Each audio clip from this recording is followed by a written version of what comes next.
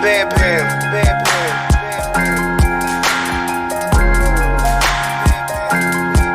You son of a bitch. Hit you with the drop kick, Marty Jannetty. No, I hit you with the drop kick, Marty Jannetty. No, I hit you with the drop kick, Marty Jannetty. No, I hit you with that drop kick, Marty Jannetty.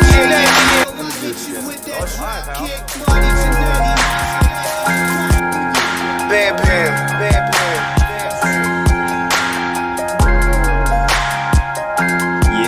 You son of a bitch. Hit you with the drop kick, Marty. Hiatus last week. I am your half of your host, Rob. I'm Clint. And this is the latest edition of Hot Tag Wrestle Corner.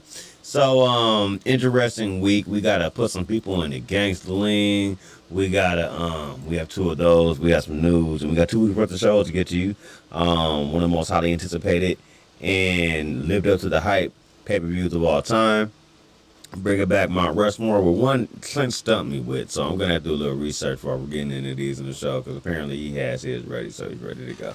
So, that being introduced it since it was your idea. Okay, so the Mount Rushmore is gimmicks that we love, that a lot of wrestling people, a lot of wrestling fans hate it. Hate it, basically. But before we do all that, this late break, this news that just came across my what's name. CM Punk has officially been terminated by AEW.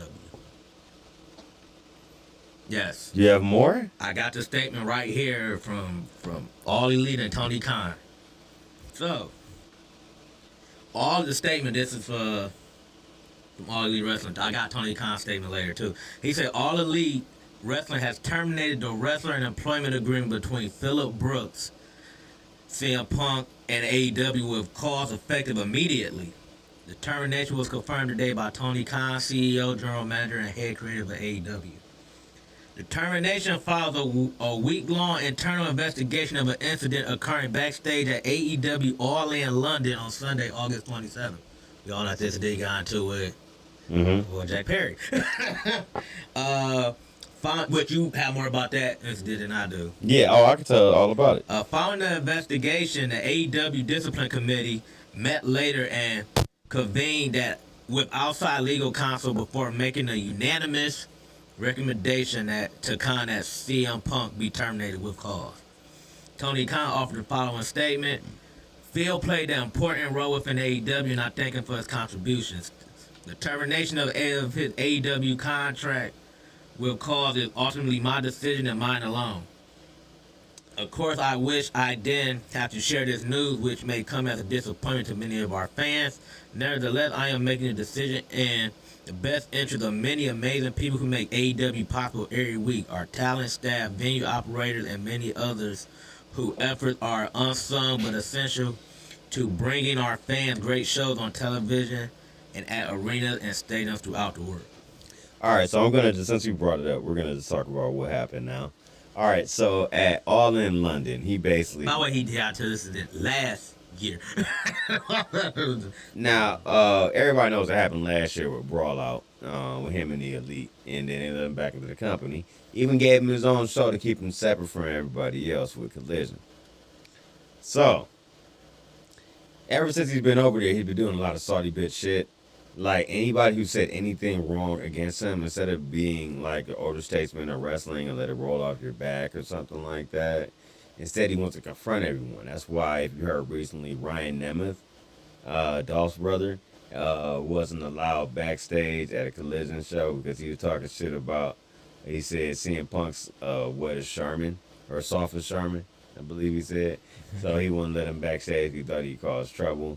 I guess he had a backstage conversation with Jungle Boy also, with something, asking him not to do his last spot that was early on Collision, right? So what happened here on the show is, during Jack Perry's match, this fight happened between Jack Perry's match with Hook and CM Punk's opening match of the pay-per-view. So during the match, there was a spot where Jack Perry stared into the camera and he said, "Yeah, this is real glass." And he is. I'm trying to remember what else he said. He said something about this is real glass. Oh no, he said, yeah, this is real glass. You don't like it? Cry me a river. And then he went into the spot, and he was referring to the glass on the windshield of the limo that he came out with for interest in the match with him. Yeah. So when he got backstage, I guess CM Punk was waiting for him in Gorilla, or I guess AEW calls it Dusty instead of Gorilla.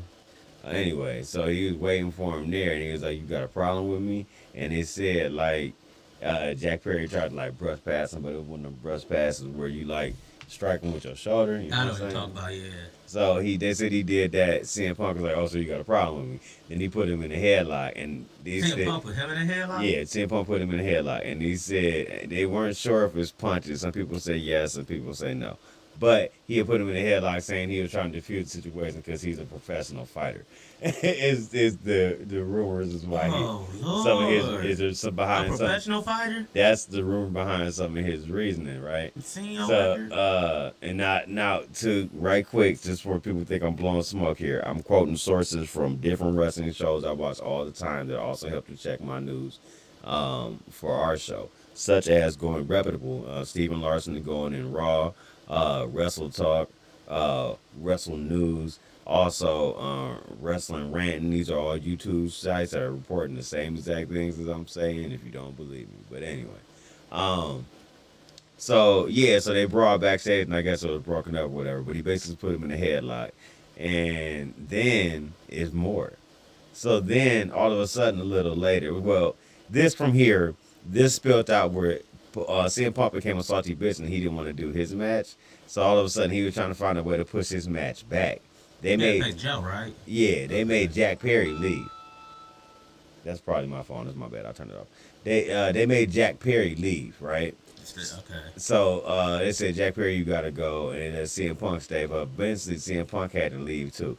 Also, they feel like I'll get back to what happened at the brawl part of the show from London from this past weekend, but they said CM Punk felt like the Elite had did some sucker shit to him also because on his flight over to London, he was supposed to have a car service. Messing my microphone, my bad. He said he was supposed to have a car service to pick him up from the airport, but he didn't get it. And they said that was the Elite's fault. So he had to get like a taxi, and he got lost and had to take like the subway or some shit, and fans had to help him get to the venue. That was part of it, so he might have been salty with that too. So anyway, so after having CM Punk and Jack Perry, all of a sudden, Miro, the Redeemer, comes up, and he asks him like, "Hey, what's up with you and Jack Perry, man? What's going on?" And he was like, "What, you got a problem too?" And I guess they started to get into it, but then they didn't actually fight or whatever. And then Miro went on Twitter talking about it after the fact, saying it was nothing, you know what I'm saying, blah, blah, blah, blah. Trying to like blow it or brush it under the rug type of deal, you know what I'm saying. But yeah, that's what happened to cause your boy to get fired. I don't know because Wait, there's more. So I heard also after this happened, so he was salty. He was trying to get other people to do the opening match. I wasn't sure if he wanted to quit doing his match, period, or just push it back because he was pissed off. But he asked the Bucks, or not the Bucks, maybe FTR or something like that, asked them if they would do their match first. After they told him no, then he went up to Kenny Omega and them and asked them if they would do their tag match, open the show first. And they said, well, whatever we can, no big deal.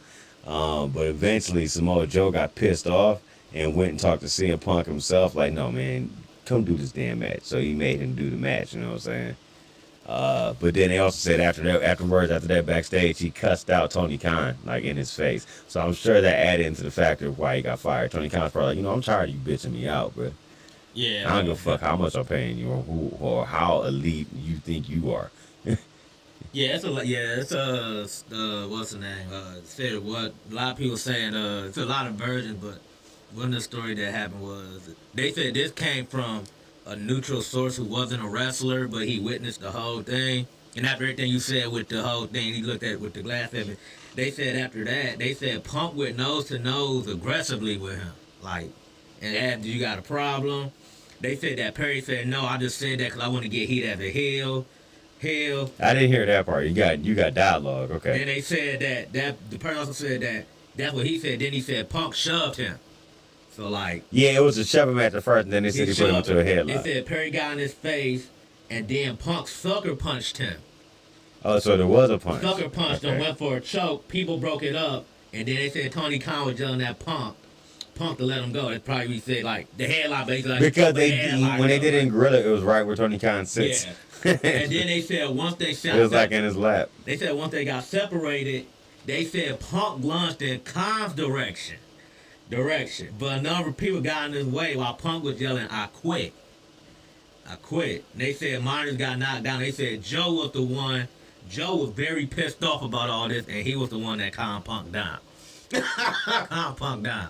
A lot of wrestlers backstage think they're both was at fault for what happened. Like, for what happened. But they said that this incident made Joe look like a real leader. He was seen as a real leader by Superstar in the back because he was able to calm Punk down. All right. Yeah. Poor CM Punk. Man. Not no poor CM Punk. Fuck him. No, you thought I caught myself though. Like no, like I'm about to say poor like Tony Khan. No, they ain't no poor Tony Khan either. Cause I said if you bring this motherfucker back in your company and this shit happen deserve again, it. you Yeah. deserve it. And You look what deserve happened. this shit. Like, come on, man. Luckily it didn't He take your lunged whole. at you, right? Luckily it didn't take your whole show. You know what I'm saying? Yeah, he lunged at you this time. He took his shot at you. Like, like said he lunged at you. Monitors and everything got knocked down, man. So They said they said they both got suspended for the incident, but Punk, of course, just got terminated. I don't know how long. Jack Perry ain't about to get terminated. No, I don't know how long he gonna be suspended for. But then they suspend the Elite and Punk for all that when it happened last year, right? Yeah. So yeah. So wow, there you go. Starting off with a bang. I wish we had my Mike Breen sound effect already set up and we can get him in, but that's all good. That's why I said I was like, oh, that's why I can't come. I'm like, oh, I'm like, yeah. But y'all get like a break that like yeah. So yeah, people were worried about if he's gonna be at Chicago tomorrow for the pay-per-view. Nope. Maybe as a paying spectator, I guess. Possibly. Nah, he probably about to crawl back into a hole for a while, draw some comic books or some shit, sniff his wife's twat. Who knows? Moving He could on. do something. Well, he could do something with his wife's promotion. Be a producer or something. I don't know. She do that with women in wrestling. Or something. I thought you meant like wrestle. I'm like, why? Because he that soft? I'm mad. I'm laughing at that he said he's a professional fighter. I'm like, bro, you seen your UFC record? Mm. But you lost to Mickey Gall. Like, The you lost way to he lost. You lost to a guy that literally got cut after he beat you because of the fact that they felt the fight was so bad. Think about that. That's fucked up. And then he Dana kept you, White though cut you were you. garbage, kept you. He cut. All right, like He cut the winner. cut the winner. Like, oh god. Hey, you know what? He can fight Jake Paul. He fighting washed up UFC fighters. Oh god. That'd be awful. That'd be a terrible fucking thing. CM Punk could get pummeled, I think. He deserves CM it. Punk will go off script. CM Punk. Damn, so what they gonna do about Collision? Well, now you got a new Wednesday show. We're about to find out. We're going in 2 weeks. It's coming to Cleveland, so we're going to find out what the hell happened with Collision. That's hilarious that you said that, too. I didn't even think about But it. they created this show. That was give his it show. That was his show. I mean, I don't think they're going to get rid of it, obviously. No, I don't That think is they're gonna going, get rid I bet you it's a way, because from the real, here's the real reason why Collision exists. CM Punk was the added caveat of it. So now that they have ROH, they can spread out tapings. So instead of you going to a Dynamite and that's bitch being a 5-hour show, because you got 2 hours of ROH before the episode of Dynamite, then the episode of Rampage, and then some house show matches too on top of that after that, instead of doing all of that, they want to keep it to like maybe a strict 4 on average, so you would maybe dark, 4 hours. dark show, do your 2 hours of Dynamite, and then do Rampage. And then with Collision, you can do Collision, which is 2 hours, and you can do ROH stuff. So you can do ROH after and do an hour or two of that. Or you can like do a pre-show of that for like an hour or so, you know what I'm saying, an hour long. Their television is for ROH. And then do it that way. Yeah. Huh? But when they kick off the show though. So, Bye, bitch. That's not to do CM Punk. but that's the other reason that they actually created Collision, other than the CM Punk part. But just kind of to spread that out, and then you know what I'm saying, everybody gets in. Have you seen the All Out card? I ain't see all of it. I know some of the matches that's gonna be on there though. Yeah, it's gonna be some good ones on there. I don't think it's gonna be better than All In from what I can tell, just matches wise alone right now. But it should be pretty good. We'll see what happens. They got some new rivalries and such about to set up, with some other things concluding and stuff like that. So moving on from there, let's get into the news. All right, well, I have two news stories technically before we go to everything else. Kevin Nash said potentially he might have to get his neck fused. On this This podcast, he talked about that he would have to most likely have to get his neck fused, and that he's gonna look out for a good neck surgeon due to years of up in the industry.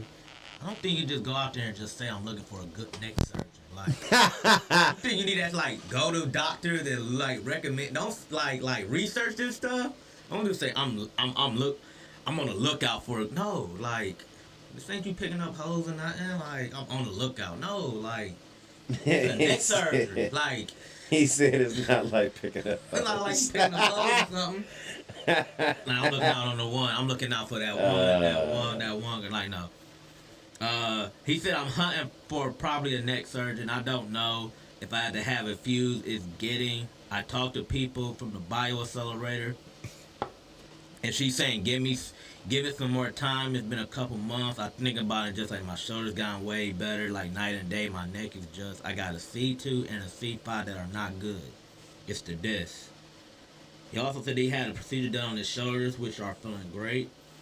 But the gimmicks that he has at the house for his neck are unhelpful. He said he did his shoulders again. He said he did his shoulders and his neck all 3 times. He said he still lift heavy. He said it's just hard when you pressing your head on the bench press. He said he got so many gimmicks at his house, he like, none of that shit works. So, yeah. He said he still can lift and everything. It's just like when he does like stuff like busting that. So, yeah. Definitely something in his neck. And then last other news story before we go into my last actual news story. LA Knight. Been a lot of flack going around. A lot of people been comparing them. LA Knight. Yeah. Puma Asics, yeah. They've been comparing him to Stone Cold and Rock. A lot of people been saying he's been biting off their stick and everything like that. He was on an interview inside the ropes and he got talked about. It's funny because he got asked if he getting tired of compared to being the Rock and Stone Cold. You know the first thing that came out of his mouth that makes it so funny? He said it doesn't matter. I'm like, okay. By the way, he also said too that he said that he gotta get back at the Rock. I guess he said the Rock like when they did like he was on the show or something, the Rock like verbally like abused him on the promo, so he said he gotta get the Rock back for that. He said I heard that from the beginning. I heard that since 2003 when I first started. People said, "Oh, he sounds like the Rock," or "He sounds like Austin." I think it was like my second set of gear. I was in Ohio. I had red and yellow. Oh, he being Hulk Hogan. Everybody was going to make a comparison to the story. I'm 100% influenced by those guys. Absolutely. I'm influenced by Flair, Savage, Jake the Snake. I'm influenced by musicians, musical artists, and actors. Yeah, stuff there. At the end of the day, you put yourself together and you got yourself LA Knight. I got to tell you what, looking at what I'm doing and people saying that my cadence sounds like somebody or my tone sounds like somebody, brother, I'm watching people do gimmicks for 20 years ago, straight up, hand signals, that catchphrase, addressing just like the guys and all this kind of stuff. Is like, wait a minute, I'm getting called out. Called out. And I mean, you got a point. Everybody basically like took something that they did off of famous wrestling, and, and put it to their own. It's like basketball. Like Miss Carter said that he learned about dunking from Michael Jordan, and then people say they learned from Miss Carter. It's like you gonna put something in your arsenal that you seen somebody else watching to what's name yourself. So like, I don't think he's biting. Conan been more of the salty bitch lately in some of the stuff he been saying. Conan? Yeah. What he been saying on Keeping It 100? He been saying that one. He said something about he said, I'm trying to remember this correctly. He said something about like, he said he don't like EO Sky. Like, he basically like, I get that they pushing her, she's super old, but she just like has no character, something like that. Like that. He also said something about when the fans first turned on Becky Lynch, but she turned on Charlotte Flair at that SummerSlam. Mm-hmm. The fans shouldn't have cheered for that. They should have watched. I'm looking like, just bitching about everything, bro. Like, why you hashing up shit from like 2018? 18. Focus on current stuff. Why you gotta bring bullshit? Yeah. Focus on current stuff, bro. All right. Talk about. Let's hear your impact on CM Punk game. Terminated. What you gotta say about that?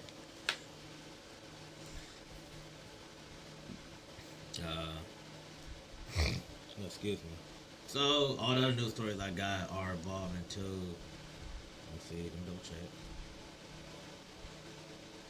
Yes. So those are like my major news story. Everything else tied into, unfortunately, a couple people we lost this week. You got any news stories first before we? Yes, sir. Yes, sir. I got the news stories. Yes, sir. Yes, sir. Don't involve them. You know. I do. Alrighty. Let's get into this. I want to talk about Hulk Hogan losing 40 pounds. Hell no, we don't show him no love here. I hope he withers and dies. Sorry if I sound bitter or whatever, but I don't like that fucker, and we're not gonna give him any love in this show. That racist piece of shit. So that's what it comes down to. Him or Ultimate Warrior? Which one? Yeah, that's what he has, Taz. I give Ultimate Warrior a tiny bit more modicum of respect, though. He was a racist piece of shit too. Just because he used to make up words that were funny, like just recently. Yeah. I can never forget He that. tried to get that shit over so bad. So, WWE Hall of Famer Kurt Angle. Woo! Looks like he'll be going under the knife. Again. Getting replacement shoulder surgery. He's undergone several different surgeries throughout his legendary pro wrestling career, including a number of neck operations. Now he needs to get another one Yeah, done. watch his Peacock thing. His shoulder. Coming up, I want to say a couple. However, Angle decided to wait until undergoing a knife in favor of completing a movie project that he currently has in the works. Quote, after he gets shoulder replacement surgery, I found out that I would need surgery about 6 months ago. I told my doctor before he injected me with Novocaine. Novocaine. I'm getting injections in my shoulder right now. My knees are good. My back is okay. My neck is not too bad. My shoulder is hurting pretty bad. Eventually, he's going to have shoulder replacement surgery. I want to do this movie first before I do. End quote. Next story up. I'll say that. AEW All In, one of only 8 events to get a $10 million gate.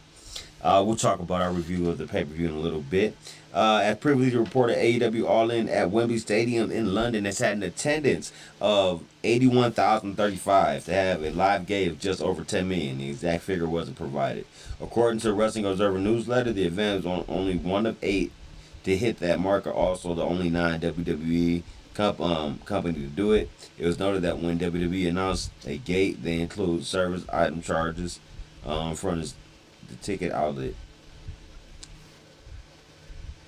The ones that include the top ones, WrestleMania 29 from 2013, it made 11.3 million. 29. New York. Ah, okay. WrestleMania 31, Levi Stadium, headlined by Roman Reigns versus Brock Lesnar, made 12 million. WrestleMania 32 at AT&T Stadium, made 17 million. WrestleMania 33 made 14.5 million. WrestleMania 34 at the Superdome made 14.1 million. WrestleMania 35, the Becky Lynch one, made 16.9 million. WrestleMania 39, SoFi Stadium, Inglewood, California, made 10.2 million, and All In made 10. Now my thing I'm gonna say is this: those manias, most of them been 2 days though. True. I think 29. Wait, which one? When they start doing 2-night manias? Everyone since at least Since 35 or Becky Lynch, 36, I want to say. The triple. No. That Which one was the one with Samoa Joe was on the commentary? 'Cause I think it was that one. That was the first one that had fans back when it was raining. Oh, that was what's the name of the match? Was that 36? Shay. Wasn't that Shay State, New York? That was in New York. I'm not sure. Was it? Wait. Was that 36 or was that Because 36 was the pandemic one, right? I'm about to find. So then wouldn't it have been 37, I guess? In Tampa? The one that was in Tampa? 36 was 2. Yeah, 36 was 2 days. Okay. The 36, yeah, 36 was the first one with the 2 days. All right, well, yeah, back. that was the one. Hold on. 30. Yes. I was right. So I was right. Yeah, 35. The one with Becky Lynch, Ron Rock was the last single day. What's the name? Oh, yeah, I remember. It was like 8 hours, remember? Yeah, it was like forever. Like, it was like, Jesus Christ. All right. 36 is when they started doing 2 days. That's the one with Grump was the host. The pandemic one. And Gotcha. Kevin Owens, like, swan dive off the... That was the what's her one Drew McIntyre won the Drew title. McIntyre won the title, yeah. Note on possible the AEW return for Bryan Danielson. The Wrestling Observer newsletter reports that Bryan Danielson may be set to make his AEW return at Wrestle Dream event next month. Let us see Bryan Danielson retire. They said the event's supposed to happen October 1st in Seattle, which is his home state. Let's see that. Sorry, my screen turned. Danielson broke his arm at Forbidden Door in the match with Okada. I was just about to ask. Well, I was just about to say, wasn't it someone with an arm or something out there while he was out? Yep, broke it.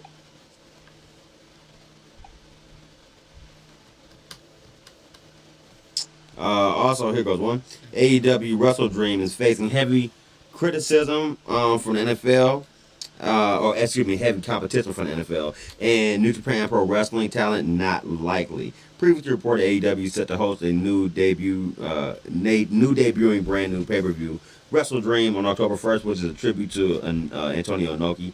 However, there is set to be a lot of competition that night. The Wrestling Observer newsletter reports that the company will be going against the NFL for the first time ever on that date. Tony Khan had Depends on the game. It's probably a Sunday night, though. I say depends on the game. Oh, well, yeah, that's what I'm saying. Instead of going against, the whole league, Yeah. as opposed to just one game that day, it might not be that bad. You think, Raw does it every week. NFL for the first time ever on that day. Tony Khan previously tried to book shows on Saturdays to avoid the NFL, but this would be on a Sunday. The game will be a significant one as the New York Jets take on the Kansas City Chiefs, which means Aaron Rodgers versus Patrick Mahomes, playoff Pat. Yeah, that's gonna be it. It is expected to be the highest rated Sunday night game of the season. I gotta look at the schedule and see. It was also noted that even though it is a tribute show for Inoki, founder of New Japan Pro Wrestling, many New Japan talents will be unable to appear. New Japan is in the middle of a tour and will have a show on that day at Korakuen Hall in Tokyo.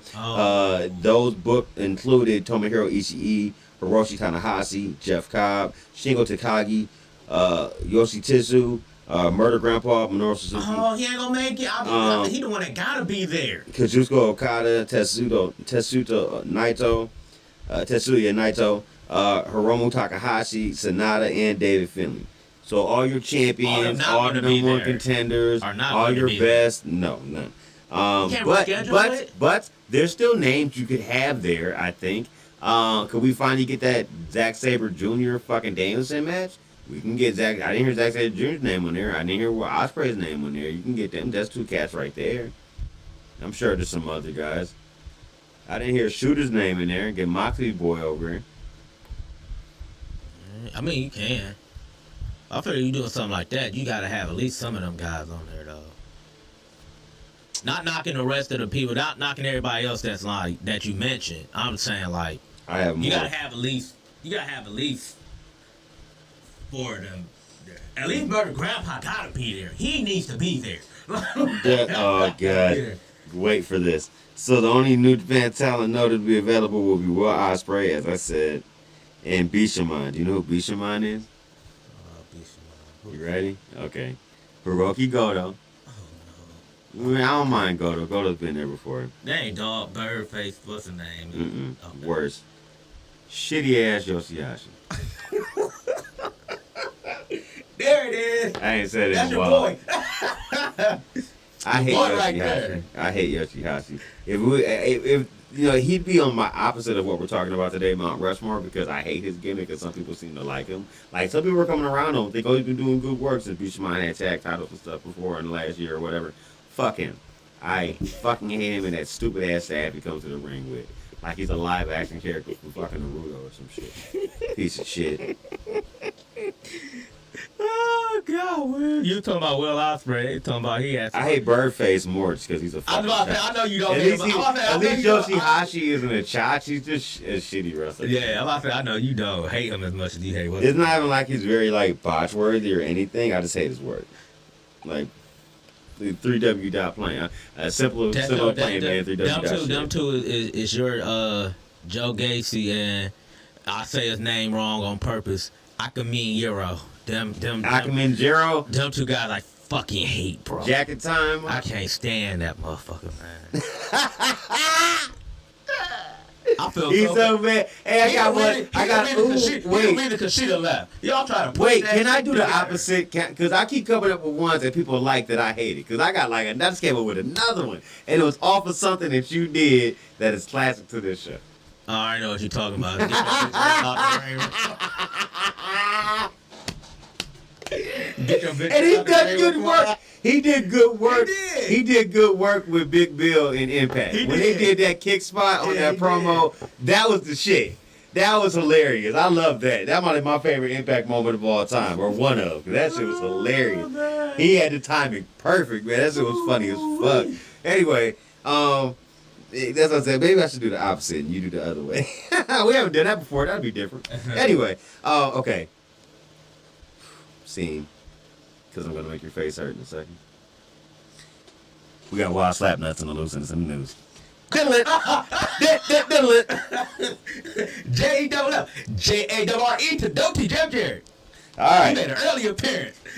So, Hefe Jarrett himself, he addresses criticism that he recently got from Jim Cornette about the Texas Chainsaw Massacre match that we shit on about 2 weeks ago.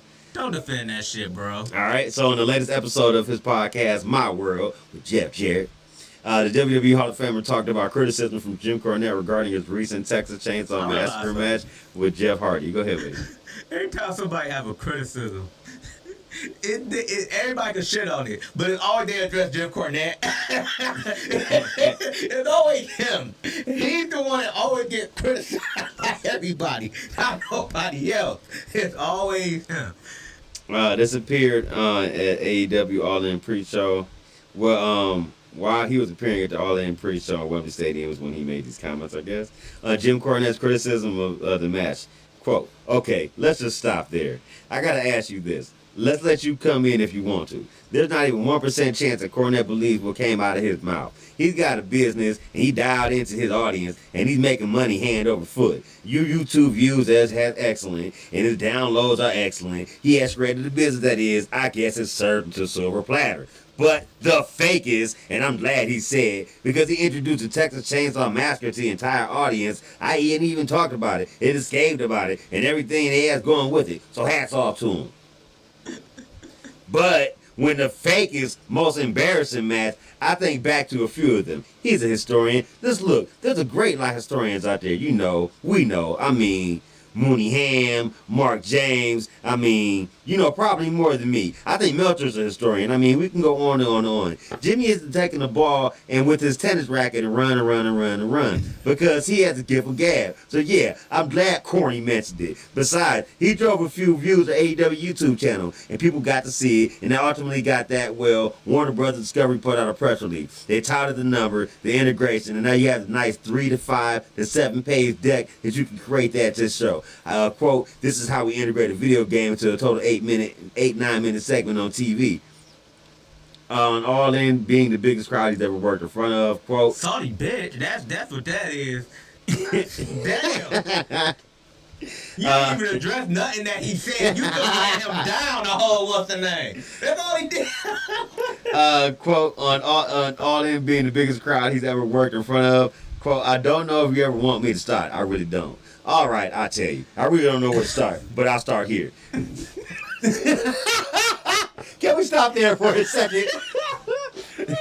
I'm going to read that sentence again, and I'm confused, okay? You tell me where maybe I got confused, or maybe you can get me out of this kerfluffle here. But it's a quote. I don't know where you want me to start. I mean, I really don't. All right, I tell you, I really don't know where to start, but I'll start here.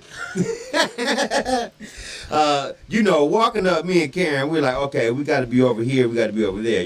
There's a massive crowd outside the Hilton, and then we take us down the back alley and do a car service. It's like 50 yards. It's very, very close, but they had a car service. Vans and black cars and shuttle buses back and forth or so. So Karen's like, I'm going to take a little bit early, and I didn't go with her. So I went probably 45 minutes later and got over there. I didn't really lose perspective. So for me to be a part of, I knew several weeks ago, there's no doubt in my momentum. I'm going to break a legitimate record, the most paid attendance of any wrestling show in history.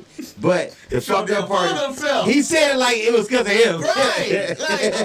Right. No. Quote, to be part of that, Conrad, I didn't lose sight of it. I'm very grateful. It's very amazing. We can talk about production. We can talk about the matches. We can talk about how the stars align. I want to give John Williams a shout out. The ITV exec, who's kind of an unsung hero in a lot of ways, I think. I know who's important television distribution is creating brand awareness and consistency. Talent from top to bottom, growth and original all in. I mean, we can go on and on and on, but to be able to be part of the event, Conrad, no matter how big or small it may be, we laughed and cut and joked, and we talked earlier about a guy at the podcast movement stirring across the table saying, we need an active wrestler, and you're going, hey dude, he just been seen by 2.3 million of integration of a main event of a current TV show. But that's all together, Conrad. I didn't lose sight of Sunday morning. I soaked it all in. And really, it just amazed me and got to be part of it.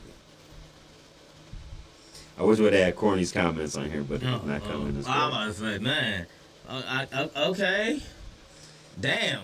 Salty bitch and conceited. That's Jeff Jarrett.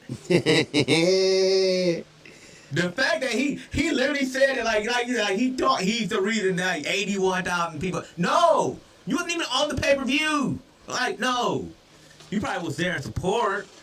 Yeah, I don't even. He was on the pre-show in a spot with Grado. That was it.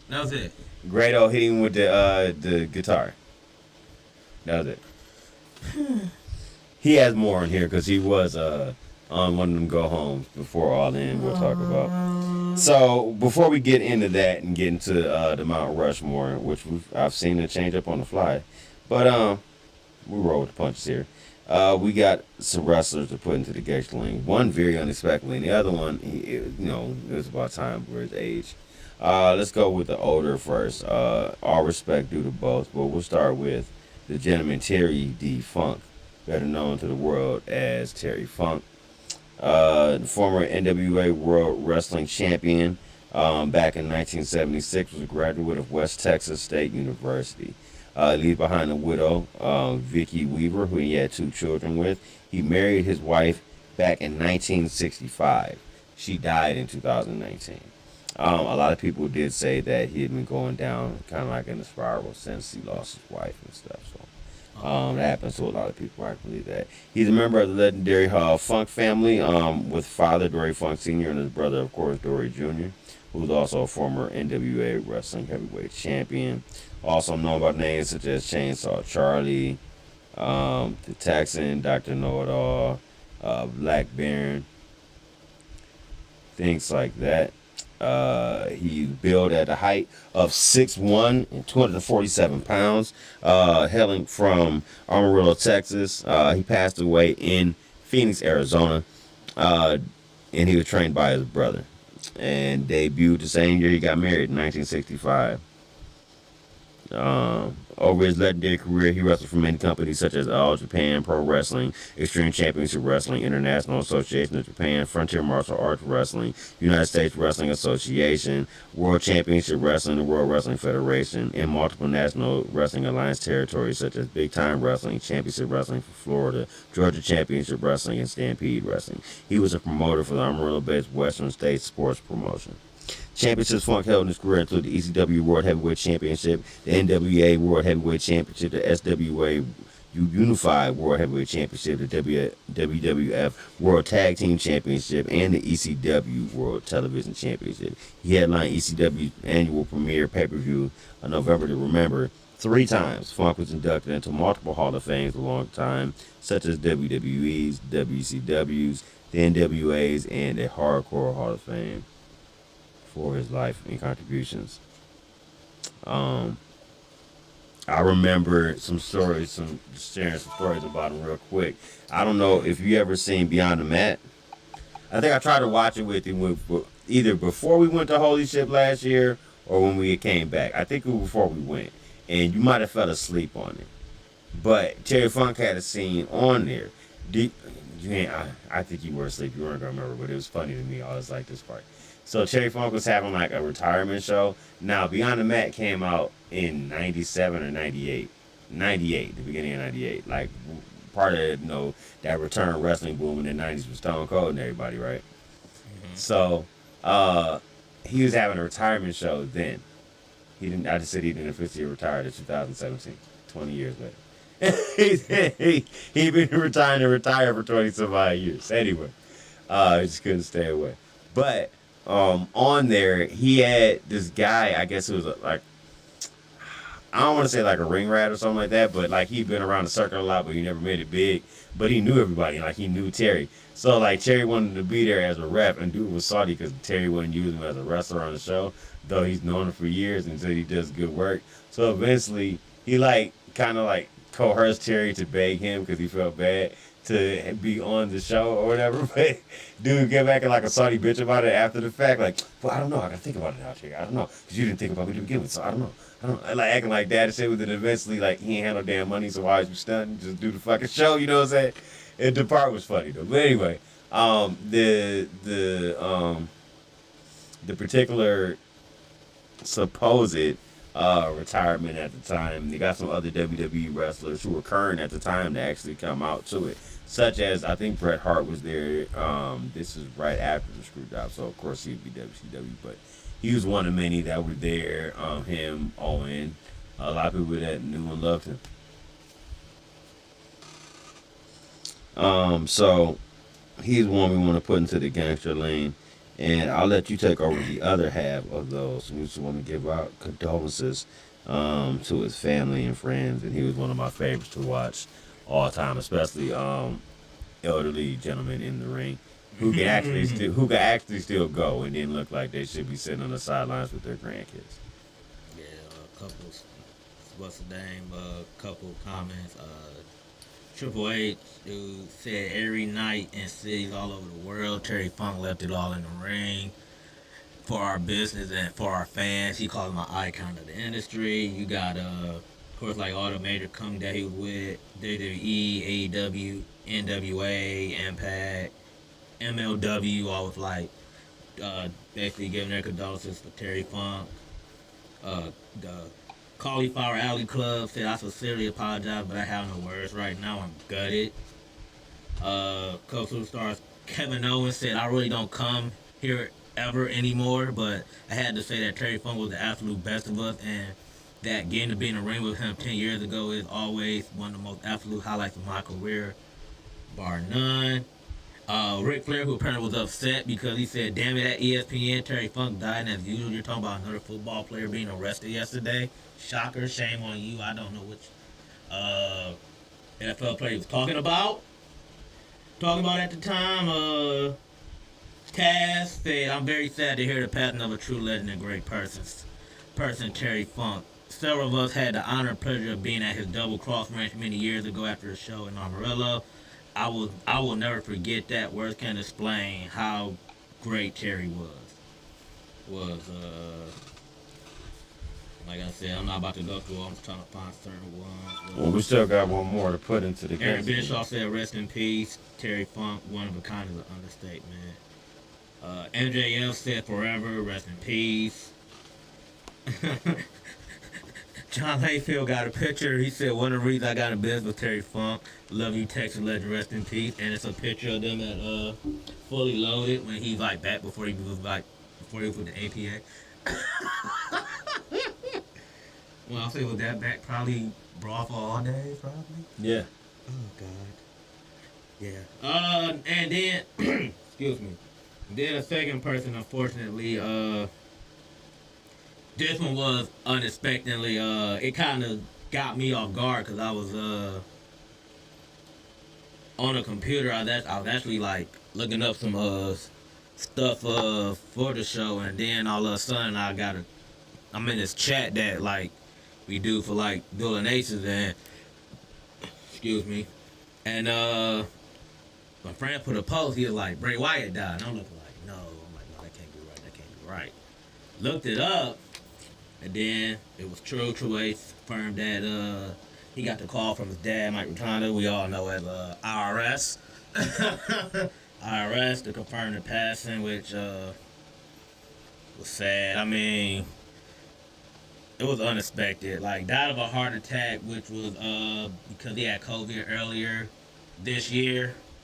And really excavated a heart problem that he had. He's supposed to be wearing a heart monitor, but apparently he wasn't wearing it. He was defying doctor orders. He's supposed to wear it every day. Wasn't wearing it. Unfortunately, he was trying to get back into the ring. Had a heart attack and died. He was a amateur wrestler and a college football player. I got a story about Big E. Said that they actually almost wrestled each other in high school. Of course, he is a third generation wrestler. His grandfather was Blackjack Mulligan. His father was IRS.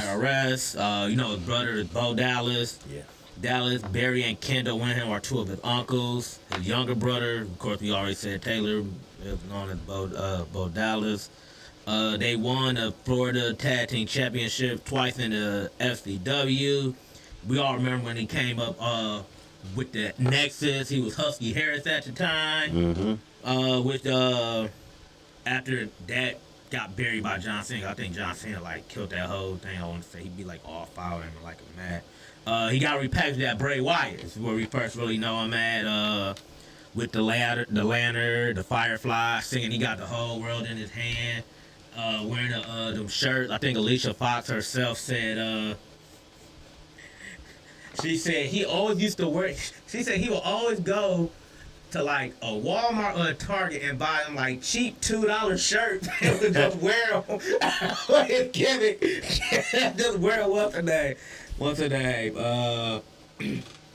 So of course that he's a 3-time world champion. He held the WWE Championship once, Universal twice. He also was a 2-time SmackDown Tag Team Championship with Luke Harper and Randy Orton under the Freebird rules at the time. He also won the Raw Tag Team Championship with Matt Hardy.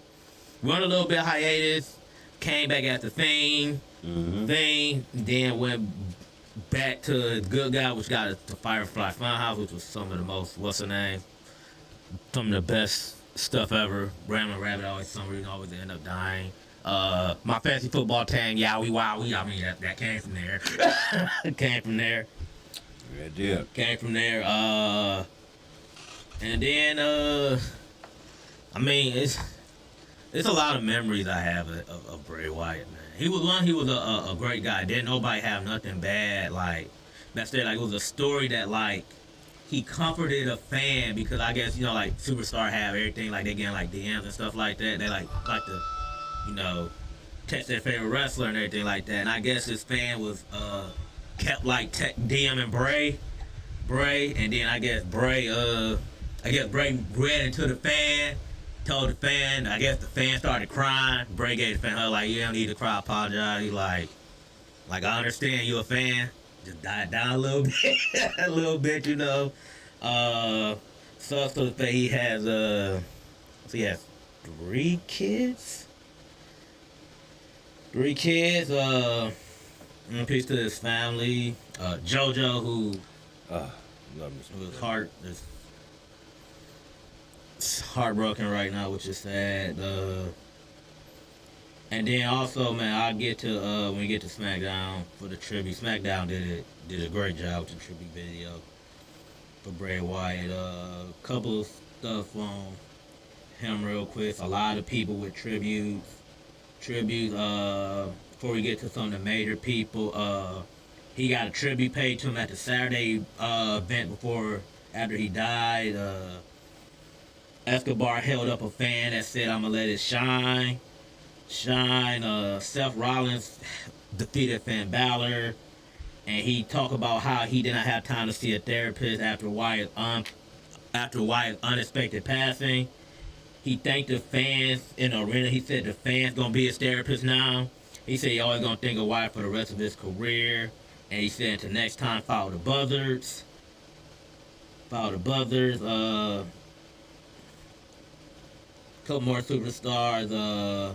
Unfortunately, The Rock said that he's heartbroken over the passing. He put a photo of their face off at 32. Also against condolences to Terry Funk. He said, I'm heartbroken by the news of Bray Wyatt.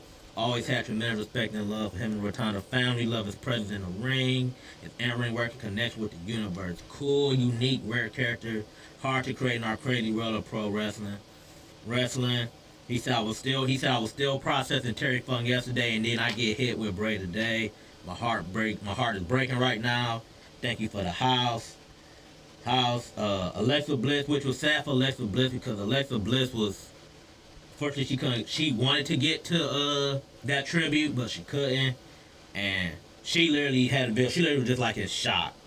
She said she lost for words, and then she posted a video like an hour later, basically saying that she was extremely shocked. She said that he was an amazing human being, one of the most creative minds to walk the earth. She said, I'm just shocked, I'm heartbroken, I'm at a loss for words. What can I say of a human being? When a Miz, amazing and kind friend, one of the most creative minds to walk this earth. You brought so much joy and happiness to everyone around you.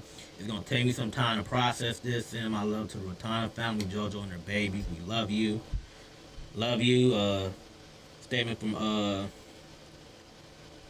Amanda Huber, who y'all know is the wife of the late Brody Lee. She said, I have no words. I'm devastated, with a broken heart emoji. Ric Flair, who said, when a great friend and someone your son ages die within 2 days, it makes you reflect and think about life. Don't take any second for granted.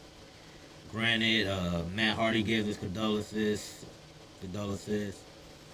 Big E talked about how he said Wyatt helped him when he signed a developmental deal in 2009.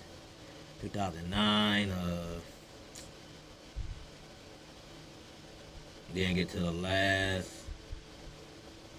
Come on. Thing right here.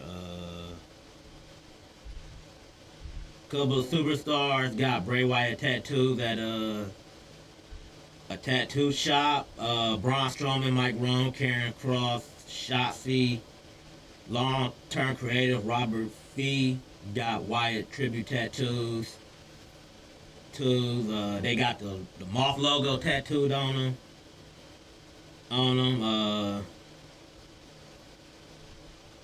He says also other people, Diddy Core producer Teramo Thomas, production worker Josh Jackson was one of the people that was there.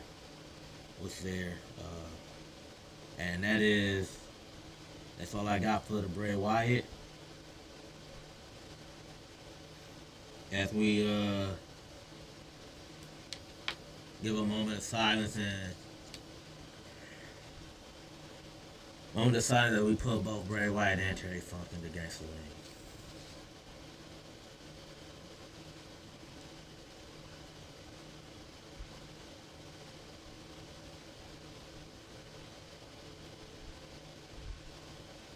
All right then.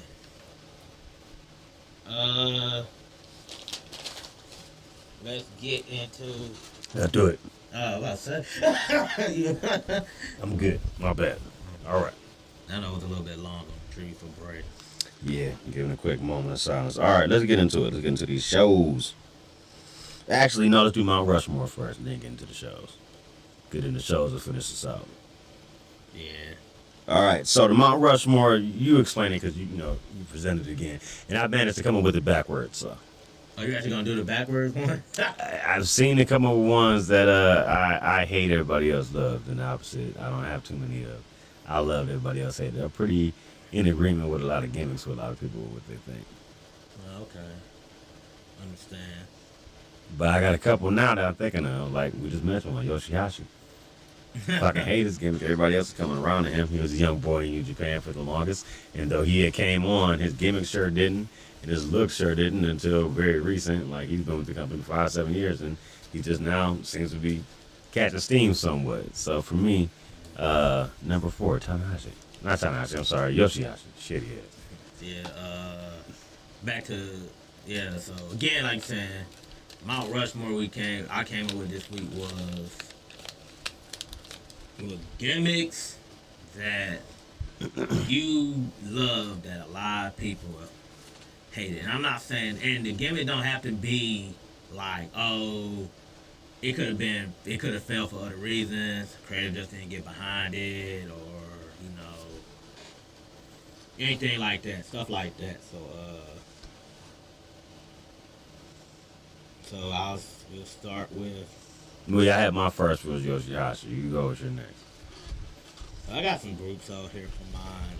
I actually seen that we just ran through Bray Wyatt. I actually do have the Nexus on here. I like the fact that it was taking over everything. John Cena, I think it was John Cena and Randy Orton basically just like squashed that. They said no, we're not about to have these punk kids from NXT come up in here and just what's the name, just run roughshod over us, which sucks because that. A lot of them get funny too, because a lot of them guys after that day really ain't like. No, just Wade Barrett, and he didn't go as far as Wade Barrett and him and of course Husky here. That's it. Them the only two. Really. I think Darren Young was part of that. He became hooked up with Titus O'Neil and all them prime time players. Them what's the name? Vegas. Is where they got. But yeah, though. That's four. I felt that one could have worked. I don't crap on that one as much because that wasn't. Damn, that was fucking the biggest star of the company at the time, basically saying like, no, I'm not about to do that. Which I mean, he's the biggest company star at the time, so I guess he felt like he didn't want to do it. But so that was four. Number 4. Number 3 for me, since I'm doing mine in reverse, because he stumped me with this one this week.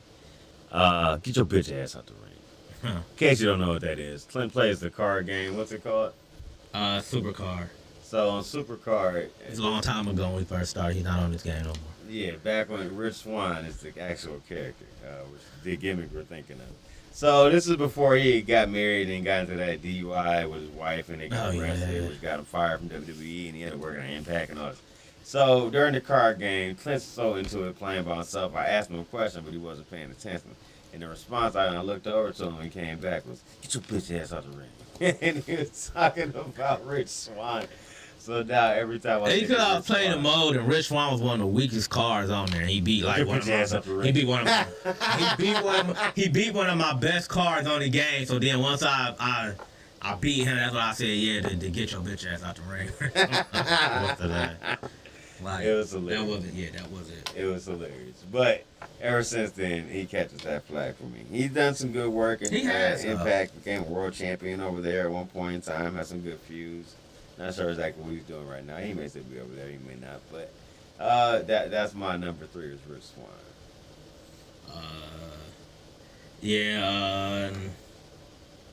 Number 3, I went with another group here. And I felt again, it's something that they could have did. They started off hot and then they just kind of messed it up, made a joke out of it. They should have been taken more serious. I put Retribution on here. Taking more serious. What? They should have put the way they had it when like they was taking over with the whole little what's the name. Then they put Dijak in the fucking Mad Max mask and start putting hockey masks on people named him Slapjack or Slap Nuts or Slap something. He was something with a slap. Slapjack. And then what they did with Mia, they gave her Reckner with that little messed up mask on. I'm like, man. They tried to make and then they had Mercedes Martinez, and she's quit the company. Like, no, I'm cool. Yeah, your boy Dijak. Mesa was in there. Was in there. Yeah, he was in there. I was like, oh God, like, but I looked down like, but I like stuff like I like when you like have groups that try to take over. Like they was coming up with wrecking stuff, man. They was just effort, but then I don't know what happened. Like I don't know if the push a stop. Or they just probably like, you know what, this shit's stupid. Now once we realized it, like, no. But yeah, though, I felt like the way they started up, they they started him off cool with the way they booked it, then they just turned it to a joke. Like we were just laughing there. We like they about to put them out here just to get wrecked by somebody. Like Well, since you put it that way, my number 2, I think is gonna be surprising, but the NWO. So a lot of people love the NWO. infatuation. It got bloated. Yeah, you had everybody and their mama becoming NWO. I mean, when you start having like Virgil, Yeah. You Like know he what should I'm not be saying? NWO. And Stevie Ray? Stevie Ray, yeah, no. they had multiple factions that spread out. Like And the then your B team. Wolfpack. It reminded me of like the Wu-Tang Clan. You know how it's like the Wu-Tang Clan, and then it's like the Killer Bees, and then it's like all these other like defunct things that spread off it, or like there's a lot of things that do that. What's his name? Insane Clown Posse has that. Like it's Insane Clown Posse, then it's like Twisted, and then it's like all the little juggalo genres or whatever the fuck. Yeah. Anyway, so it's kind of like that. It's like it's like it never goes away. Exactly.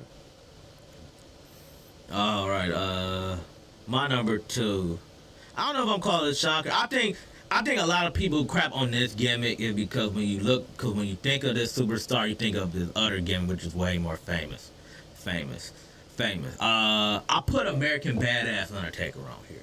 I like Taker on the bike, okay? I just like because Taker said that was him. He like, this is what I do every day. I ride my bike. I just ride my bike places. The You Done It. Now, that's one of the best theme songs ever. It's top 10. I don't care. I don't care. That thing song. You done it now. Nah, you know why people didn't like that? Well, I'm guessing here. So he did a lot of geek shit as American Badass Undertaker. He did you remember when he had it was like a promo thing? I want to say it was with either the Big Show or Luther Reigns. You remember Luther Reigns? Oh God. Yeah, it was a minute ago, and it was just so geek. He was talking about riding off. I think it was a Big Show. He was talking about riding off in the desert and shit, and all this other water shit. He was talking about it, but it just made no sense. I didn't get it. Yeah. I was like, why don't you just say what you was? I don't know. No, but I liked it though because I liked it because of the fact that like I said, when you got somebody that had the stature and what's the name of him, he wanted to get away from all that corporate ministry and he didn't want to do that darkness taking no more, which I don't understand. And then if you're going to do a gimmick of your choice, it might as well just be something that you do every day. That's what he did every day. He ride he ride motorcycles. I love that gimmick. I mean, I loved when he was here when he's beating up David Flair in the bathroom. Trying what's name of Ric Flair. Lessons. Let me say something like classes, mental man. I like the American Badass Taker. People didn't like him. I loved him. It's kind of like with Hollywood Rock. A lot of people didn't like Hollywood Rock. I love Hollywood Rock. I think I like Hollywood Rock better than Face Rock. Rock. But yeah, though. All right, so let me see. My number 1. This actually is an amalgamation of many people, and it's not many people hate him, but there's many that like him, and I never understand. I feel like these are the type of gimmicks that should get worldwide hate. Period. But anything that was a niche character for WWE is my one. So, example. Repo Man. Santino Marella. Oh, God. Yeah. R-Truth, unfortunately. Leave R-Truth alone. Hey, man. What's it called? I-95. He said he's on his way back. It's funny. He's on his way back. He's making a return. He's fighting for the I-95. He's fighting for that 360. He's fighting for that 24/7. Oh, the 24/7 I-95 at Kentucky. I like how you just said at Kentucky championship. He's gonna bring that thing back. I mean, I can't wait for R-Truth to come back though. I don't care what nobody say. He's like comedic gold, bro. He's comedic gold. Gotcha. I'd say for my last one that everybody seems to love, that I hate.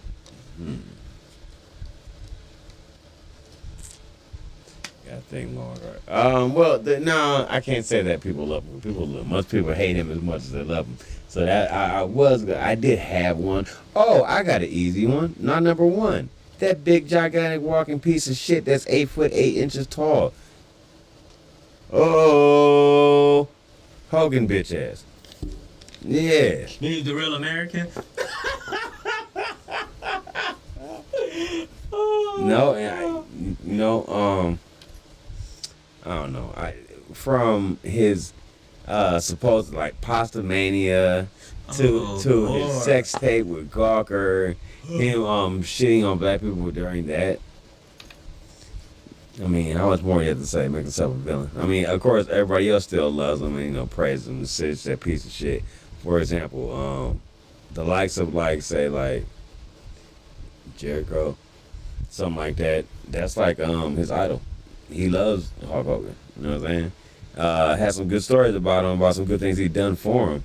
But personally, you can't just shit on my whole race with the comments you made and expect me to be happy about it when they still tour your ass around here for the Hall of Fames and such when they let you come, double inductee that he is by himself and also with the NWO and stuff. So we'll see.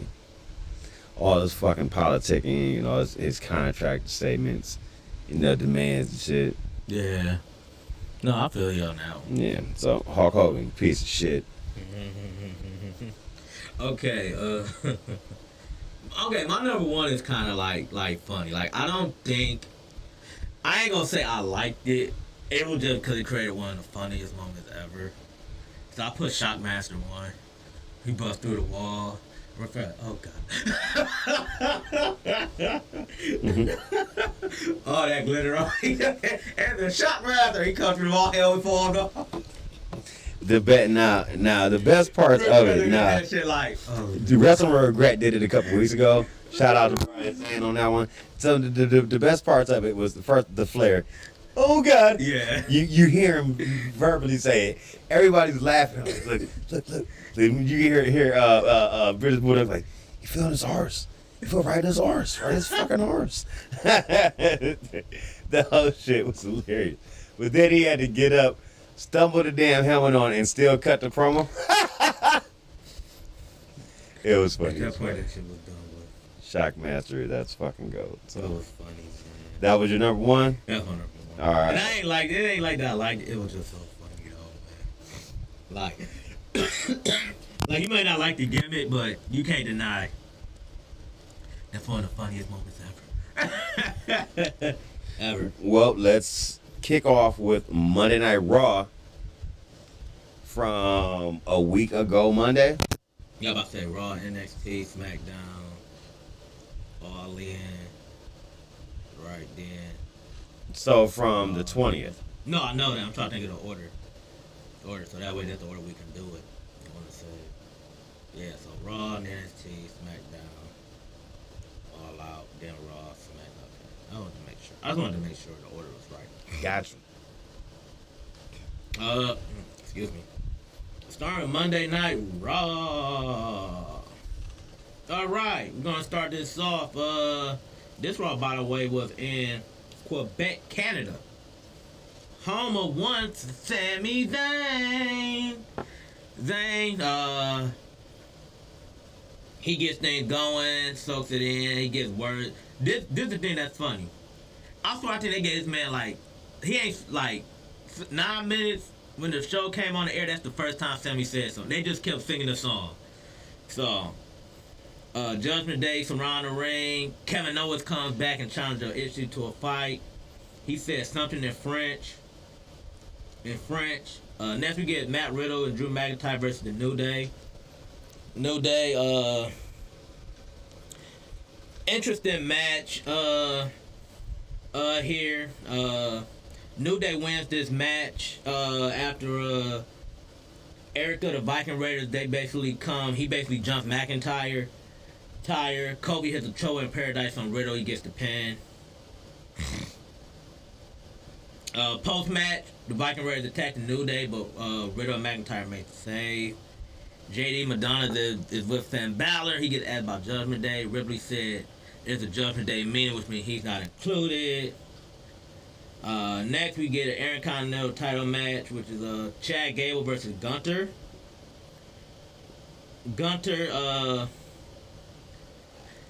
So this was Gunter still had the match. I like the way they did this because of the fact that Gable is like, it's kind of like super over right now. They're gonna set up a rematch. It's gonna be a better match. Gable suplexes him over the barricade, and he wins the match by countout. But further, he don't get the title because title don't change on the countout.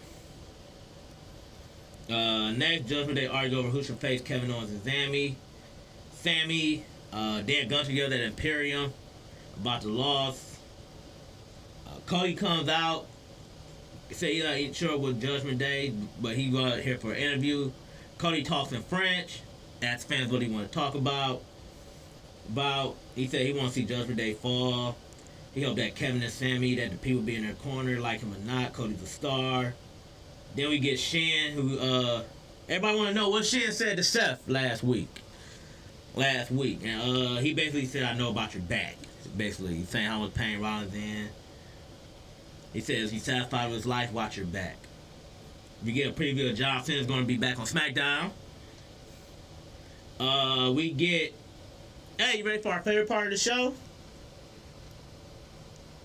Rob, bro, you ready for our favorite part of the show? You ready? Guess that time limit. Rhea Ripley versus Candice LeRae. 45 seconds. Minute 15. It was close. I was off by 30. That's close. Prism Trap. But for some reason, Michael Cole announced it like it was a new move. I'm like, watch NXT. No, that was her friendship at NXT. It was a Prism Trap. Then, here comes Raquel Rodriguez with the crutch. She throws it down. Use her ballet to kick her down. She basically beat the hell out of Rhea Ripley. Says she's clear. Sets a match for payback. Ciampa wants a title shot. We get Miz, who's here for a chat. He said LA Knight would be a flash in the pan. Miz picked his opponent, which is Akira Tozawa. Now remember, we had this conversation. We asked about Miz's record. So he's like, well, I asked Rob, like, what's Miz's record so far this year? After he lost to, by the way, he lost to Akira Tozawa, by the way, in 8 minutes with a roll up. Miz is 1-33 in this year so far. That's bad. After that, Knight lays him out with the BFT. Drew McIntyre basically is ready to split up with Matt Riddle, but New Day talks him out of it and does a team McRiddle. New Day got the Viking Raiders, and he said Riddle and them can have him after that. McIntyre doesn't say no. Rhea Ripley yelled at Judgment Day again. Becky Lynch is happy about the steel cage match. She said people talking about the real difference between her and Trish. It comes to legacy. What defines legacy? Won't be lost to the compliment. It'll be survival. She talks about Zoe Starr. Says she had issues with her. That sets for a match this week against them. Fall counts anywhere match. Next we get Piper Niven, Chelsea Green versus Kaden Carter and Katana Chance. Non-title match. Guess how long this match was? A minute 24. Seth Rollins concerned at the back injury. He has 2 fractured vertebrae. Damn, I didn't know 2 fractured vertebrae. Nakamura said he want to bring his family to it, face him man to man. He ain't here today, but he'll be there next week. Next we get our main event, which is Kevin Owens and Sami Zayn, Cody Rhodes versus Judgment Day. We come back after the break. Owens is dropping belt on the announce table. Owens goes down again. Owens fights out. Super kick. Hot tag the same. Who cleans house? Tornado DDT on Priest. Stop for him and gives Priest a 2, but he gets the knee up and cuts off Dominic Splash. Cody comes in for the Cody Cutter. Haluva kick. Stunner to finish. Dominic at 14 minutes. Oh. And that was Monday Night Raw. Now we will go into NXT,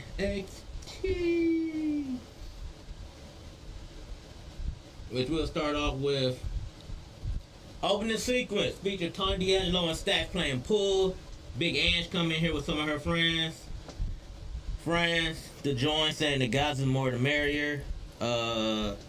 I don't know if you know. You probably don't know who Big Ange is. You about to, Big Ange want to have all them reality shows, right? I want to say think it was called. I want to say it was called Mob Wives or something like that. I want to say. It's about women who like are famous or who fathers were like in the mafia. Big Ange is one of the main characters on there. Dragunov versus Trick Williams.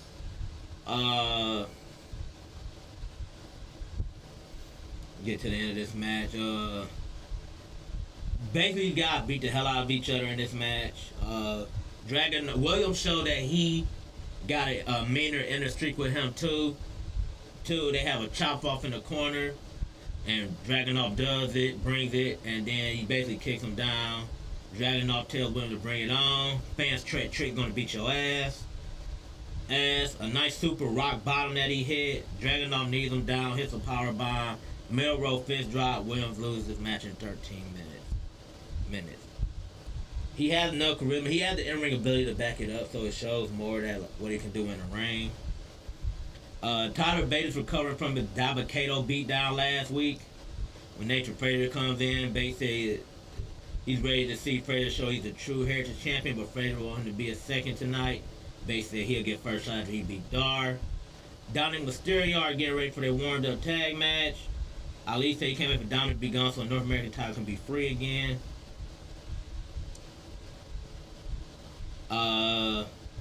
Ali, Ripley Trent Violence said if Ali ain't going in 10 seconds, Ali like 10 seconds sound like something you guys are used to. Then we get Schism, who was here with Ava. Scorpion kick, put Ivy now down, slam, diamond chin lock. Ava taps at 2:11. Dragunov comes in to see Wes Lee saying that he's next for the title. Lee said he'll be champion at the end of the night. Heritage Cup. Noam Dar versus Nathan Frazier. We come back from break. Dar's up 1-0. Kato comes down to attack Bate, which allowed Dar to get the win. Round 3 began with Bate being carried out. Frazier grabbed the STF. Dar gets a shot with the Enziguri. Frazier breaks that up for a suicide dive. Gonna jump to the 12-minute mark overall when the final cut ties it up at 1-1. Nova Roller, Dar gets the cut back 2 minutes and 45 seconds of the round at the 20-minute mark overall. Unique feeling with the round. Most of the rounds always get cut due to the commercial thing. Ava said Ivy now tried to hurt her but couldn't do it. Tiffany Stratton said it's a hot summer. She wanted the women's title. The fall's going to get even better. She's the perfect champion. How's going to get much better. Bailey promises to be a better champion than anyone in NXT history, which is funny because she says she's going to be a better champion than anyone in NXT history. She started naming down like all the women that won the NXT championship. But apparently she ain't did her history because she named Becky Lynch, who was the one out the fourth voter who ain't win with NXT Women's Championship. And then when she get corrected about, she like, no, I know what I meant. I was saying that like she ain't won nothing. Like she's trying to just like throw shade at Becky. To which Becky responded to us like, I never been NXT champion before, so they might tease something there. Gigi Dollar says she wants the title. Kiana James says she wants the title. Then Blair Davenport says she wants the title. They start hurling insult. Roseanne Perez says, fuck this. She just walks up and just bow Tiffany Stratton in the face, which leads to a brawl. Charles Dempsey and Damon Kemp are training with Miles Bourne. Come in and talk to your boy Gabba Gulak. Gulak said Bourne need to work harder. We still got Ava waiting on Ivy now. Ivy tells Ava the masked men to take her out. They unmasked the Creed, who said Skizzer wants Ava back. The Diaz have to face them next week in the cage. Creed's winner back at NXT. Metaphor celebrating. Then we get Judgment Day. Which is Rhea Ripley and Dominic Mysterio versus Lyle Valkyrie and Dragon Lee. A good match, get to the end. Lee drapes Dominic over the top rope. Dominic misses a 619 attempt, gets planted with a power bomb. Valkyrie hits the Hurricane Corona off the rope. She gets pulled out the air. The Raquel Rodriguez comes out here and goes at Rhea Ripley again. Lee hits a flipping reverse DDT on Dominic for the win. Next, Carmelo Hayes and Trick Williams have a reunion, and everything said they were cool. She got all her mentions, and then of course she said Becky Lynch was never no NXT Women's Championship. As for the other four, she said they're in a fatal four-way. The winner gets a shot at the title. Hale rants about how Chase cost her when JC Jane came in and said Hale has improved. She talked about how everyone has been let down before, but people like them get through it. Next we get Von Wagner versus Baron Corbin. Corbin basically jumped him during the entrance. Few shots in, Stone tried to make a save. Wagner gets up, but he gets speared by Braun Breaker. No match. Next we get our main event, which was Carmelo Hayes versus Wes Lee. Great match, great back and forth match. First of all, they went back and forth. Double knockdown, they go to break. Hayes with the insecurity, the fadeaway. Then they slug it out. Hayes started to get frustrated. Lee hits a standing Meteora, followed by the Spiral Tap for a 2. Then Hayes counts a cardiac kick into a suplex cutter. They head outside, which Hayes DDTs him through the announce table. He misses the nothing but net, only for Lee to hit the cardiac kick, only to have Hayes rolls outside. Lee goes for this massive dive, miss, barely beats the count. Hayes hits nothing but net to retain at 12 minutes. 12 minutes. After this match, Dragunov seems like he'll be next in line for the title shot, and that is the end of NXT for this week. As we get into Dynamite.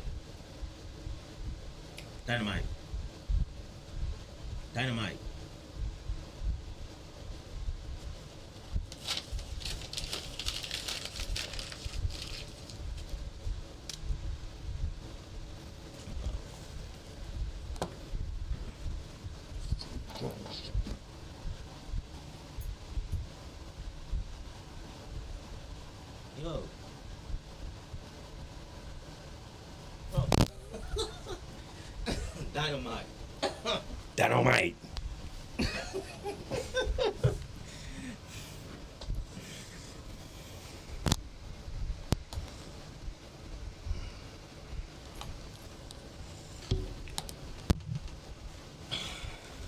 You alright? Yeah, I'm alright. My bad. Let's finish this one up so we can get out of here. Alright, so it's on me? Yeah. Dynamite. Alright, my bad. Let's get into Dynamite. Switch it over. Alright, so Dynamite back from the 23rd. Was to go home to All In London. Now, with that being said, surprisingly, the go homes, well, Dynamite was kind of alright. Well, I ain't gonna say it was a bad show. It was nothing like that. It wasn't too much going on during, I guess I would say, especially on the Rampage and Collisions that were the day before those events. But let's get into it so we can talk about it here. That's not the one. There we go. Oh, almost. All right, let's do it. No, that's not coming up. That's this week's. Give me 1 second, Clinton, because it did not pull up the one I wanted.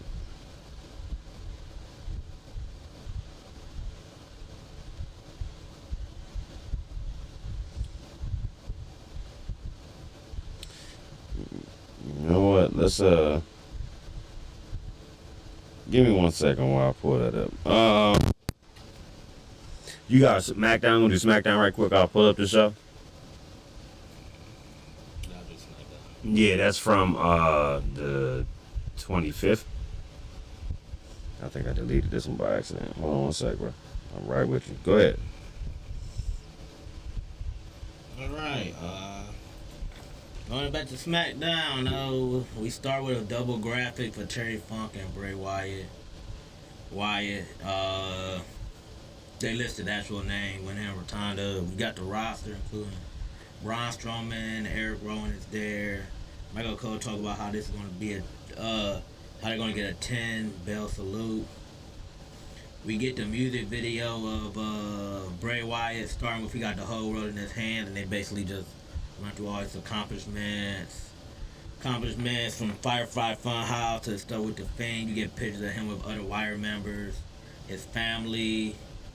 Then he blows the ladder out, and we get back to the arena where the empty rocking chair gets spotlighted, and then the crowd just starts singing. He got the whole world in his hands, which was that was heartbreaking. That was sad to what's the name? Great tribute by WWE. Next, first we get Rey Mysterio versus Grayson Waller. This is the non-title match. Rey Mysterio hits the 619 slingshot splash. He gets the win at the 12-minute mark. This is after Theory comes for a distraction, which Waller tried to take advantage of for a 2. Santo Escobar comes after Waller, but then he gets his knee banged up, and that's how it leads to Rey hitting the 619 slingshot splash for the win. We get the original Bray Wyatt vignette from NXT. More tweets on Bray. We get more commentary about Bray. Damage Control yells at your girl Kayla Braxton, basically by calling her short, like Selena Vega, who isn't being Io Sky tonight. Then we get a look at the Fiend's debut, which leads to our next match is Io Sky versus Selena Vega. This was basically her first title defense. They used to basically get it out the way. They made Selena look like a threat in a way. She hit a nice meteora. Sky hits this great springboard missile drop kick. Vega countered with a DDT. Code Red is blocked. She hits the Code Red again on Sky outside on the floor. Sky sent her to the ref. Running knees over the moonsault. She retains the title in 6 minutes. We get more Bray tweets. Next, Cody Rhodes pays tribute to Terry Funk. He talked about how he remember at the airport and dinner with his dad at 11 years old when someone called Dusty an egg-sucking dog. And then they said, the person said something about his mother. Cody didn't get it. Of course, it was Funk. And then they said, people that been in this ring have been called a lot of things, but Terry Funk and Bray Wyatt were cowboys in the best sense of the world.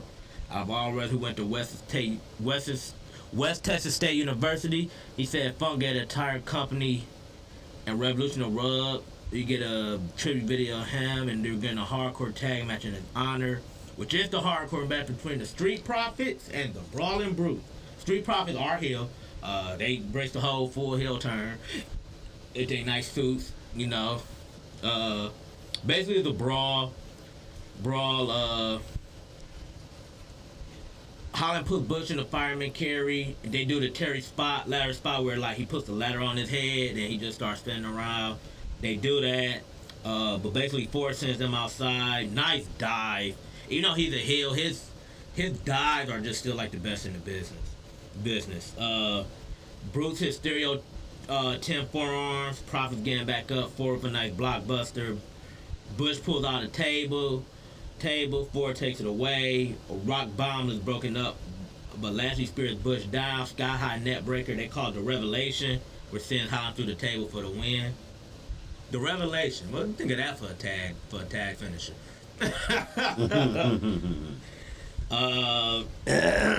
More Bray tweets. We get a TMC video with the Miz threatening LA Knight, which leads to LA Knight. Yeah, Puma A6. Yeah, he's here for a chat.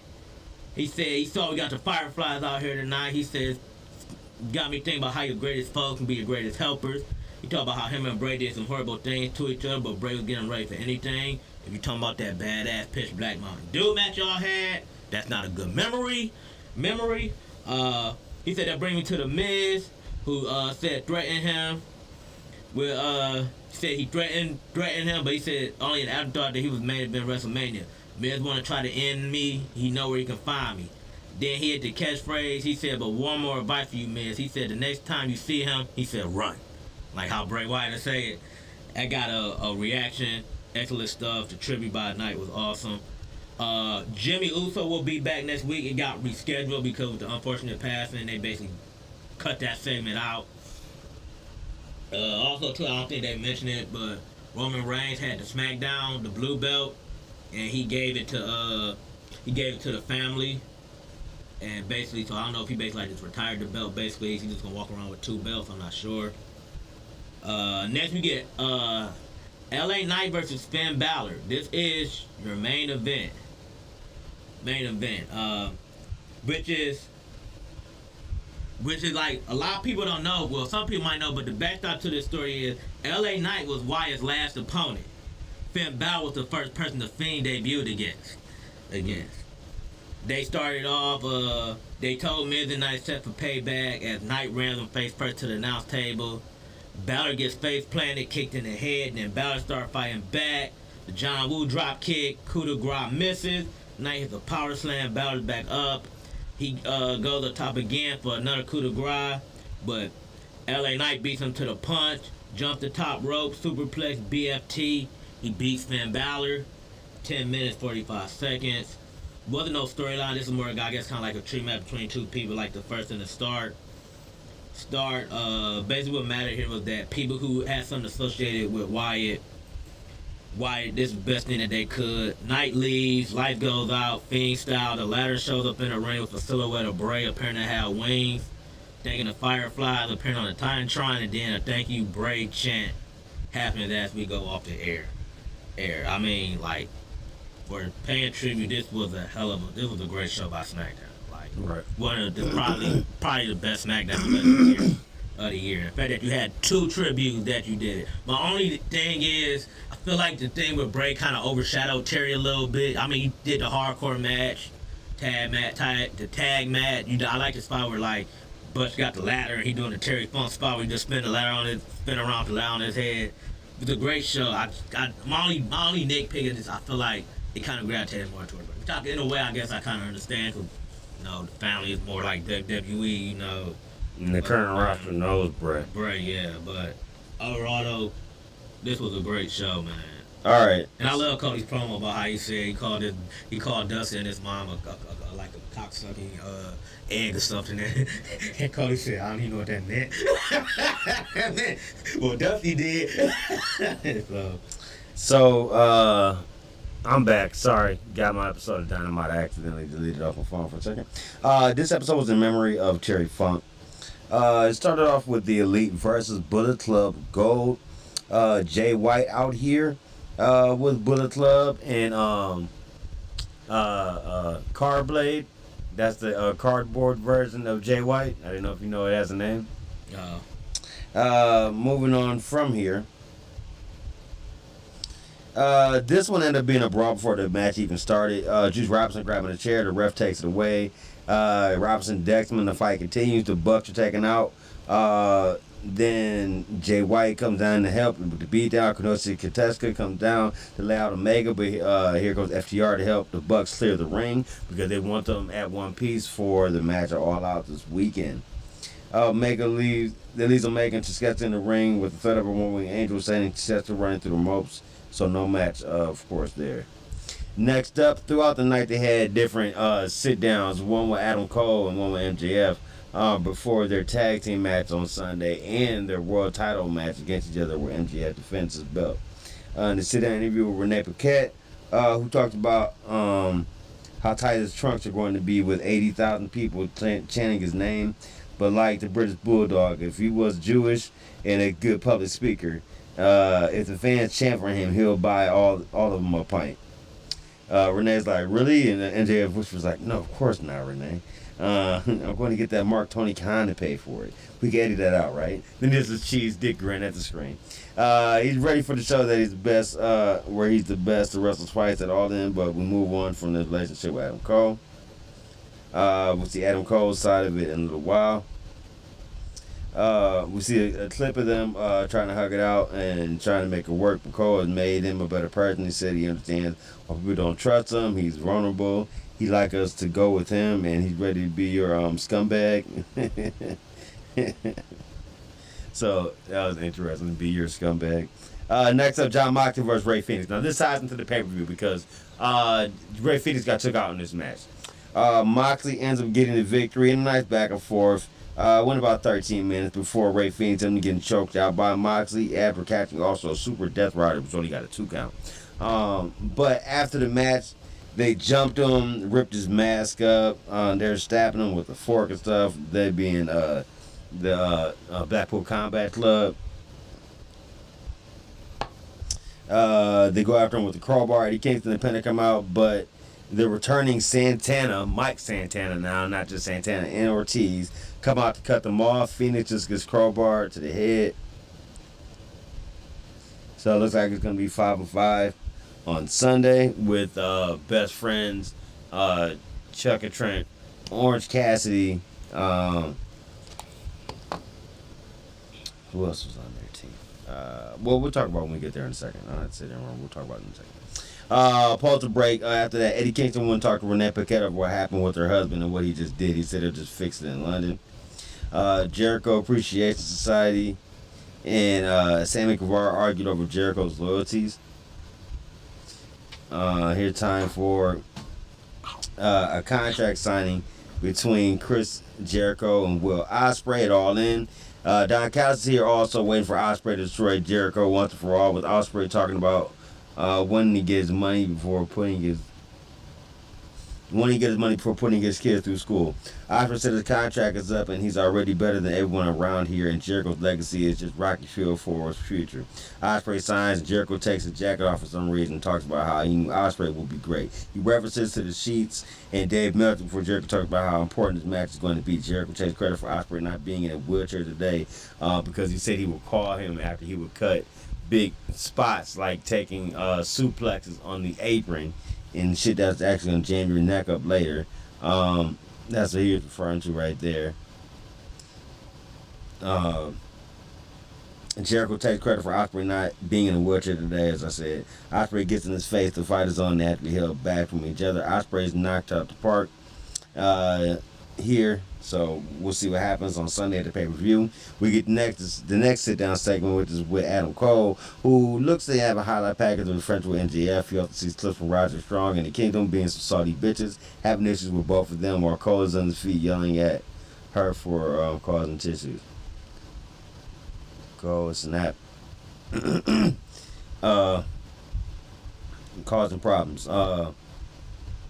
Moving on from there, Darby Allin and Nick Wayne versus the Mogul Embassy in a tornado tag. Wayne set to the outside to start this match. AR Fox the flip dive. You get more of a continuation from them jumping Nick Wayne and leaving him bloody at his studio about a week ago. This match comes down to Spider to get back in the ring, double teaming plants Nick Wayne, including a spinning fisherman suplex for 2. Fox misses a 450 though. Wayne rolls him up for the pin. 9 minutes and 51 seconds. From there, post match, Allen and Wayne lead, so Fox laughs and calls them disappointing. He blames Fox for the loss. Has Prince Nana fire him. Cue Brian Cage to lay him down.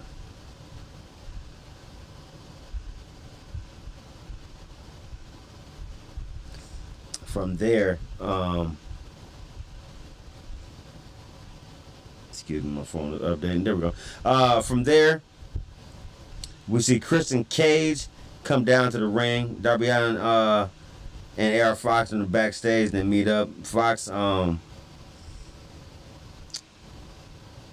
is teamed up, obviously, with the Mogul Embassy. Cue Brian Cage to lay out Fox, but Allen, Wayne, and Sting coming to make the save. Allen forgives Fox for everything. Allen says Swerve, who has to replace Fox in the match, and asked him who he had to replace in Fox in the match. Cue Christian Cage and Luchasaurus, with Christian reminding Wayne that his father is in fact dead. Well, Christian had never heard of Wayne's father, so he must not be a very good wrestler. Christian liked the idea of being mentored to wrestlers who have dead fathers, so maybe Wayne will listen to him one day. It was geek. Next, we get a sit-down interview with FTR and the Young Bucks. The Bucks think FTR need to win this match more than them, while FTR talks about legacies again. The Bucks cut them off and say that they're the reason that FTR is here in the first place. One day, when this all said and done, the Bucks hope that FTR will give them their flowers, but FTR seems more interested in fighting. The Outcasts are out for a tag team match. for a tag match on Rampage, or ready for a tag match on Rampage. But this is a solo match between Ruby Soho and Sky Blue. This one comes down to Ruby Soho hitting a No Future into Destination Unknown to finish Blue off in 7 minutes and 28 seconds. Next up, Roger Strong and the Kingdom will be watching. I'm sure they're talking about the main event for All In. House of Black talk about getting rid of Billy Gunn. Here is a rather serious claim to call out the House of Black. The fight is on, but Q Billy Gunn come in and make the save. Gunn talked about how the House has taken everything from him, his family, so now he challenges him one-on-one for all. They challenge him for to a trios match, and he said he's gonna run the real badasses coming out. So Billy Gunn's coming back from retirement after they took his boots, and then House of Black took the boots from them after they beat up the Acclaimed and left him bloody the week before, which brought back Billy Gunn. Ring of Honor Tag Titles match, Aussie Open versus the Hardys. Aussie Open gets put over by the Hardys with the Aussie Arrow to finish off Jeff Hardy after about 8 minutes in a pretty abrupt match.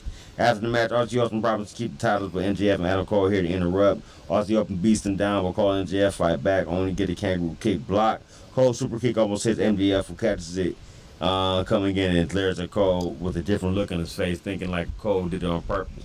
Obviously he didn't. MJF walked past him and lost with a diamond ring, but Cole hugs him instead to end the show. That was Dynamite. Now let's get into Rampage from that week. So I know you did back-to-back. Hell, you probably like 3 in a row there for real. I got you 1 second as I pull this up. Rampage. So Rampage from this week, it was not a good go home, only in the fact that it really didn't tie into All In. To me, Rampage and Collision seemed like wrestlers who weren't going to be on All In, so that's mostly why they were on this show. Or Collision, excuse me. Show starts off with an homage in memory of Wyndham Rotunda. On the show, they said his name, full name, like we wanted to pay homage to Wyndham Rotunda and Bray Wyatt. That's how Excalibur was saying. So that's how WWE did with their tribute. They didn't use Bray Wyatt. They used his actual name, like what's the name, which like I don't have a problem with. That's cool. That's a good thing. I like that. First match: Orange Cassidy versus your boy Aaron Solo. Not my boy. Your boy with QT Marshall. Your favorite wrestler's favorite wrestler. Oh God, that guy.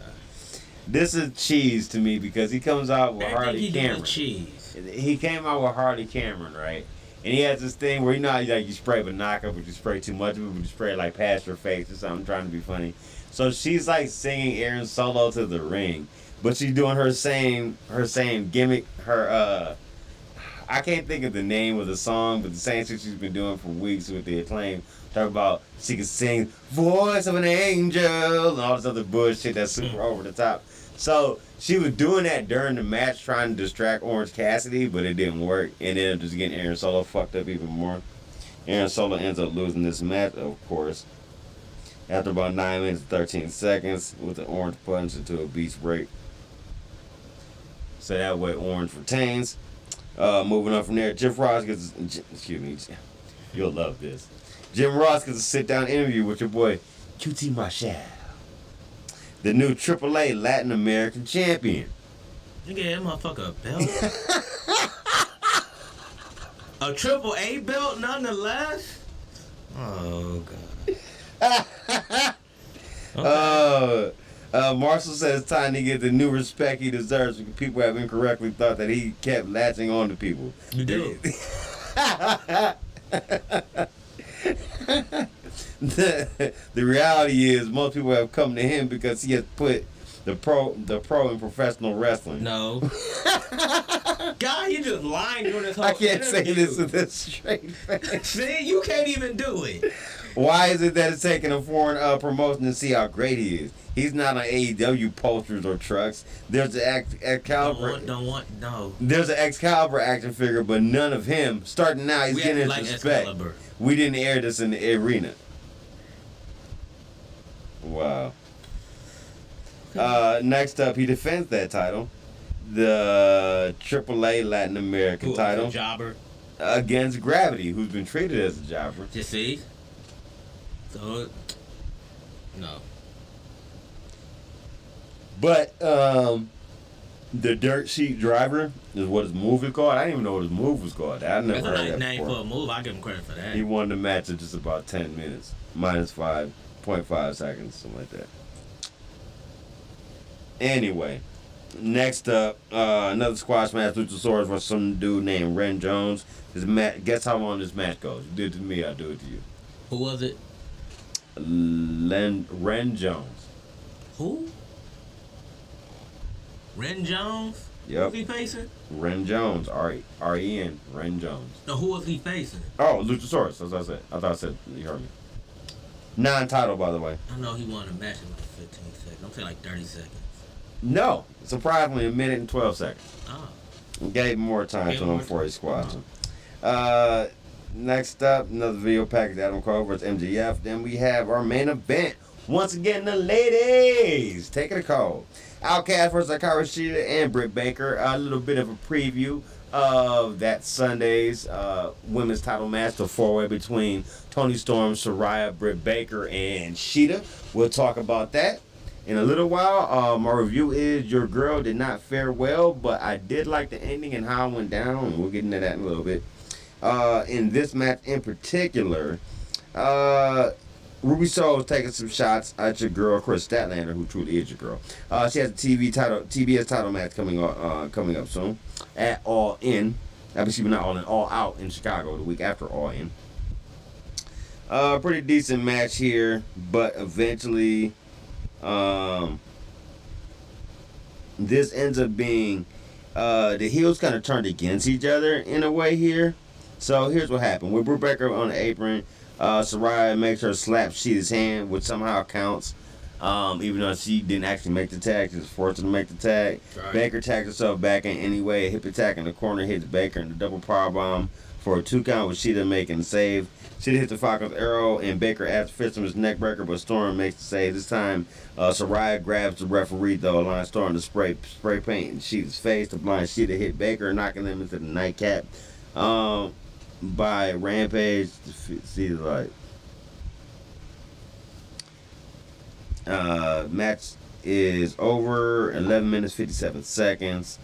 The heels go over to end Rampage. Now let's get into Collision.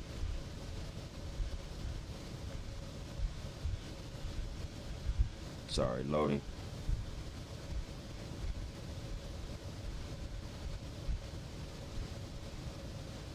Collision, come on. There we go. All right.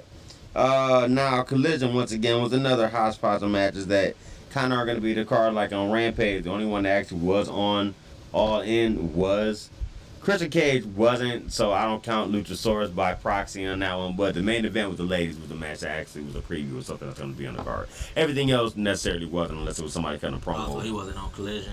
No. Okay, so I can't do the yo because Christian wasn't on there. Well, you have to be on the show, Christian. You have to be on the show. Like, well, you're about to get to do it in a minute when we talk about the pay-per-view because that's coming up real soon. So starting off, Collision, Jack Perry's out carrying the FCW title. He's coming out like he's carrying it like it's on a crown of thorns, like somebody would carry up MJF to the main event when they had him on that throne. That's how they're carrying the FCW title, like it's almost like in a coffin or something. And he talks about the great times the titles had so far, like when he won it, and only highlights that mattered to what he did when he was at it. Next up, Hook's video screen pops up on the screen. He said he's going to beat down Plummer as soon as he gets a chance. And he says, Wembley, Sunday. So, that got that one out. First match on Collision, Orange Cassidy, Penta Azero Mato, Eddie Kingston versus the Butcher, the Blade, and Kip Sabian. You can take a wild guess who won this one. Made in Japan hits Sabian and Kingston gets the pin. 9 minutes and 50 seconds.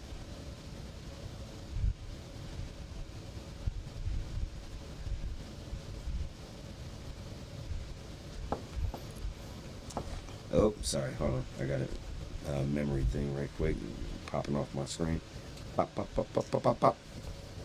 Come on, phone. Load phone. There we go. they lose the game 81-7. Who? Oregon, they being Portland State 81-7. Beating? Like it's not over yet? And there's 32 seconds left. It's Uh. not good. How's Ohio State looking?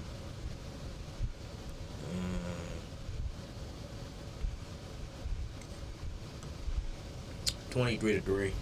Okay, they're up. All right. Anyway, so back to this match. Made in Japan hit Kid Sabian. Eddie Kingston gets the pin victory. Moving on. Best friends are in the ring with Kathy and company to call out Blackpool Combat Club, Santana and Ortiz. They're pissed off. They broke Trent Smiles' van, so they're coming for revenge.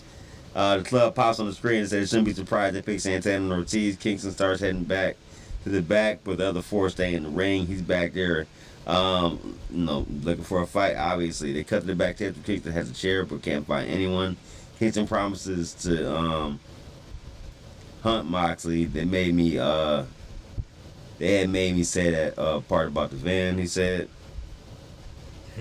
FTR, and then show a video package with them the Bucks.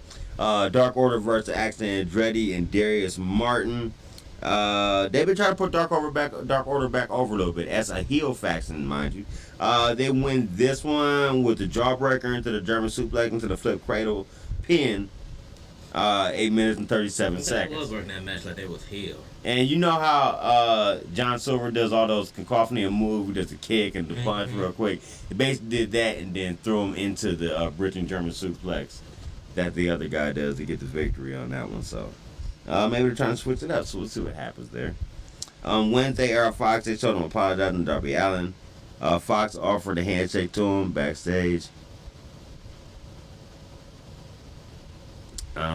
You get a new Acclaim music video about how Billy Gunn is back and they're coming for House of Black. Yeah, no, that shit was trash.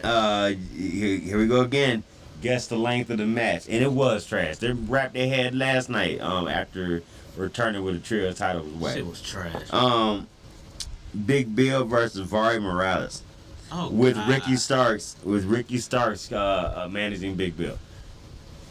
With the belt that he beat Ricky Steamboat with, so now he beats other cats with the belt. This match was a little longer than the last squash match, I want to say. I'm saying like a minute 15.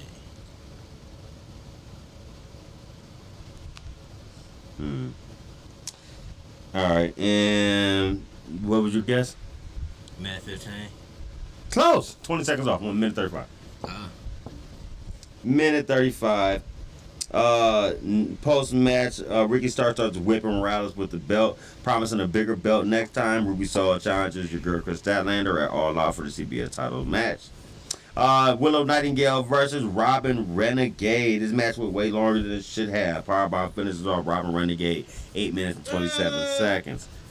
I'm gonna disagree with that. I mean, both the Renegade twins both got talent. The problem is, you just see them on Dark all the time. It's like people that you see like Sky Blue. But the way they've been Dark. pushing Willow Nightingale, she shouldn't have had this much trouble with her, I don't feel. Maybe fighting back Babyface, I can see that. But, I don't know. I just feel like she should have started squash her. Sky Blue, that's another level over the Robin twins or whatever.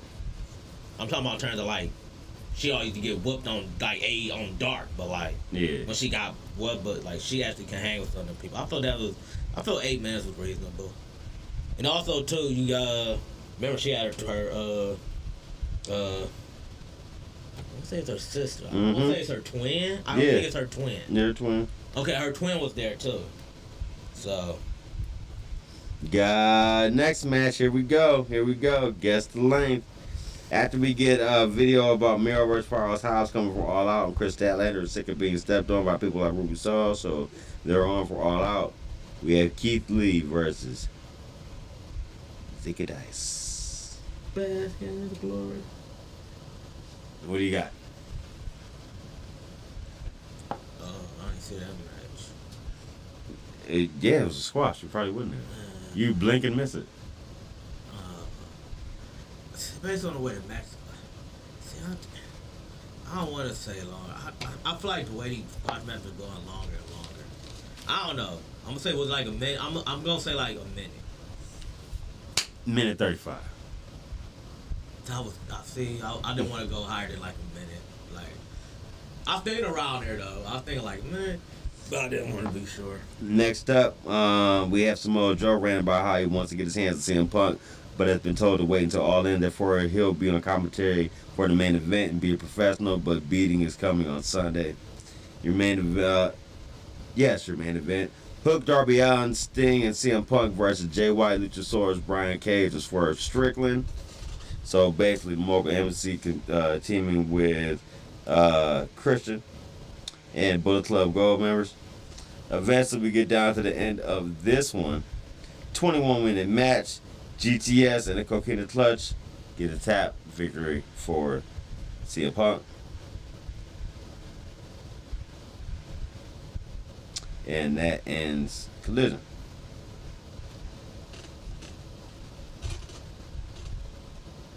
All right. You got any more from that week, or you ready to get into the pay-per-view? We're going to the pay-per-view. All right, let's get into the pay. All In. So let's start with the pre-show of All In. Zero Honor, your Ring of Honor Tag Team title match. Aussie Open versus Maxwell Jacob Friedman and Adam Cole, the new best friends. Better than you, baby. They get the victory. No Gaga here. Straight up match. Get the victory or become the new ROH Tag Team Champions. This ties into the main event later when we'll get into that. They got the hits. They got the double clothesline for the pin victory here. MJF actually got off the kangaroo kick in this match. The match only goes 6 minutes and 58 seconds, but it's probably just because it was on the pre-show. I don't think they took her to the main event. They don't want to wear him something. Exactly. They showed Mercedes Moné being in the crowd. They showed her more than once during the show. Good sign she might be coming in AEW soon once she gets that cast off her foot, boot, whatever you want to call it. Your second match of the 0 hour was FTW title match, Hook versus Jack Perry. Like I was telling you before about the spot where he looked at the camera and talked about Crimea River, about the real glass and stuff like that. You got to see CM Punk now firing. Everything that transpired happened after this match. This match, Hook regains the FTW championship his father was famous for making. Grabs a red rum to get the title victory. Next up, we have the show begins with the Real World title match with, I wonder what happens with that now. Does he keep it as a trinket? Does he stay with the company or what? But CM Punk versus Samoa Joe. This is a good match that played up the hits and played up some of their matches back in our ROH days. Also had an interesting ending. Since obviously CM Punk can't lift Samoa Joe's big ass to do the GTS off his shoulders. Instead, he managed to hit the Pepsi plunge that people haven't seen in years. Got a good pop, got him the victory. Excuse me, moving on from there. You have the Golden Elite match, which is Kenny Omega, Hangman Page, and Kota Ibushi taking on Bullet Club Gold, which is Juice Robinson, Jay White, and Konosuke Kitesuka. Also out here with Don Callis. This is a nice match where everybody got a little bit of the stuff in here. I thought Konosuke Kitesuka looked like a guy you can't keep your eyes off of when he's in the ring with that new mean streak he's carrying as a heel. He ends up stealing the victory, surprisingly, from Kenny Omega in this one. So, he's gonna, we'll see them move on from there after you stole the victory with a one-on-one match between the two at All Out next week. Moving on from there, we get our tag team title match between the Bucks and FTR. This one, they also played the hits and played up on the matches that they had in their past in the first two. Also playing upon spots from older matches in wrestling history, just paying homage to those. Like some of the spots from Bret Hart versus Fook, British Bulldog match from the 92 SummerSlam. They played some of those in here also, which was good. I love the ending. The ending came down to after both hitting each other's moves in each other and kicking out of each other's said moves at one point in time or another. Hardwood knows he's about to walk into a shatter machine. The shatter machine is the finisher, but as they start to go into it, they're setting up for another BTE trigger. As he springs up, the way he did it into the second shatter machine, he like kind of springboarded, but when he landed, he shot back up in order for him to hurry up and grab him into the shatter machine. So the agility to do it was awesome. But the match was 21 minutes, 39 seconds. To me, it was probably 2 or 3 out of the trilogy. Not the top match, but definitely not a bad match at all.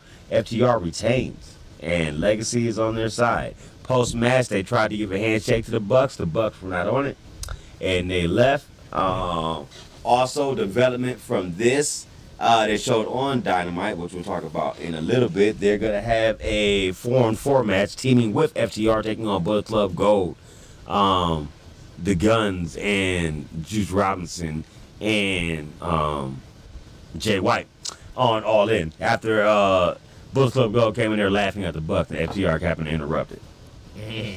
That's a post-show thing. So next up, we get Stadium Stampede, which was just fucking craziness. The Best Friends, Orange Cassidy, Eddie Kingston, and Penta El Zero Miedo taking his brother's place in this match. Versus Blackpool Combat Club, Santana and Ortiz. They fought all over. They fought in luxury boxes.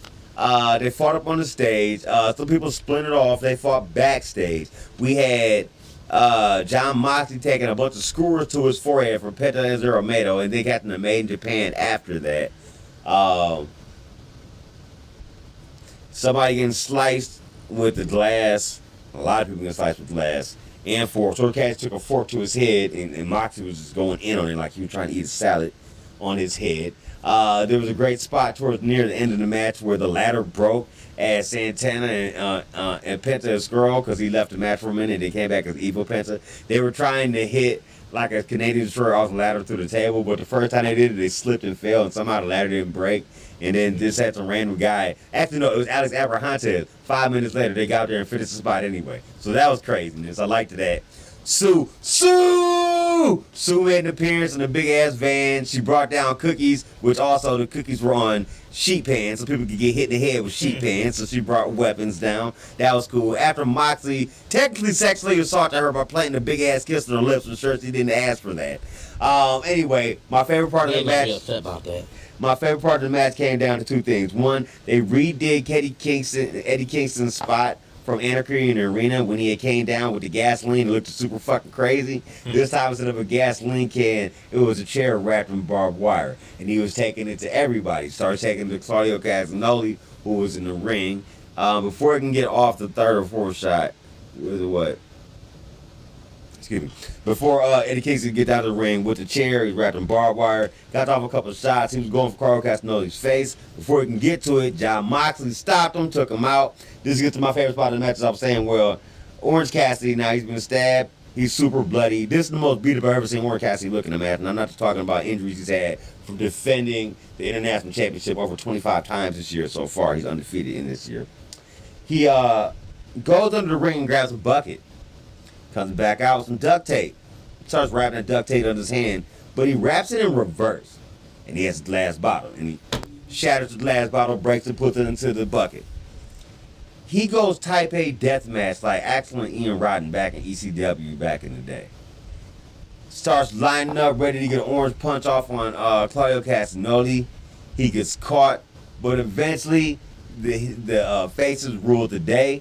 Eddie Kingston ends up taking out John Moxley, who tried to stop him from obviously ruining his boy Claudio's face with his last and fisty fist, which that didn't happen because eventually he does get off the Superman punch with the glass still encrusted into his fist because Eddie Kingston came in the ring and basically speared John Moxley through a table, and this is my favorite part of the match. As Orange makes the pin, 1, 2, 3, after hitting the orange punch, the music plays. They show Moxley's face, but of course he's super bloody, and he's just sitting there breathing like he's seething, and then you just see. And Eddie Kingston is flicking him off as hard as he possibly can. To the point Moxley's like, yeah, fuck you too. Starts flicking him off back. I thought that fucking was hilarious. I love that. Moving on. Next match. I believe, were the ladies. Yes, the 4-way. Love this match too. Soraya versus Britt Baker versus Toni Storm versus Hikaru Shida. Your girl didn't get enough story in this one. I felt like they kind of hot shot her as a champion, just somebody to pass it on to the next, you know what I'm saying, instead of Toni Storm being pinned by her own stablemate, you know what I'm saying, which ends up actually happening in this match because of how it goes down. So as we've seen in recent weeks, Toni Storm's been changing her gimmick a little bit, even though she's still in the Outcast, but she's being a little more hoity-toity and complaining and throwing shoes after interviews. She gets questions she don't like. So her gimmick is based like kind of an entitled 1940s movie star kind of thing. Is what I've noticed. So in this match, she had a lot of spots where she kept arguing with Saraya, like they'd fight over who would get the pin, or she almost like hits her with a move. She's like, "What? You're actually gonna attack me?" And then they're actually fighting each other. It got to the point where Toni Storm got to the outside and punched Saraya's mom in the face. Which Saraya's mom almost gets into the ring, and that pisses Saraya off, of course. So she's instantly against her to the point where they had their own little mini fight during the 4-way. During this, Ruby Soho runs down to the ring because the bottom turnbuckle was taking off as Saraya down there getting ready to catch that that hard ass, fat booty ass hip toss that Toni Storm sends away. Which is smashing the chick's head into the turnbuckle. Ruby Soho comes out like, "No, you don't want to do this." Her neck, remember her neck, don't do this. She slaps her like, "Move." And she was just like, "Fuck it, well, y'all do what y'all do." And she walked off. She wanted no parts of it. She didn't get the move off on her, but it looks like there's definitely cracks showing in the Outcast there. Comes down to the end where Britt Baker and Ruby Soho are fighting with each other. Britt Baker has Hikaru Shida has her set up to do the lockjaw, and Shida does the smartest thing that most people seem not to do, which is grit your teeth down and try not to open your mouth. Yeah. So as she's trying to fight with her to get her teeth in her mouth, on the other side, Saraya catches Toni Storm trying to break this up, catches her with the spray paint, then hits her move, which was not the PTO, not the pay tap out, but her move she had in WWE, the DDT. Oh, the Rampage? Yeah, it's not called the Rampage in AEW.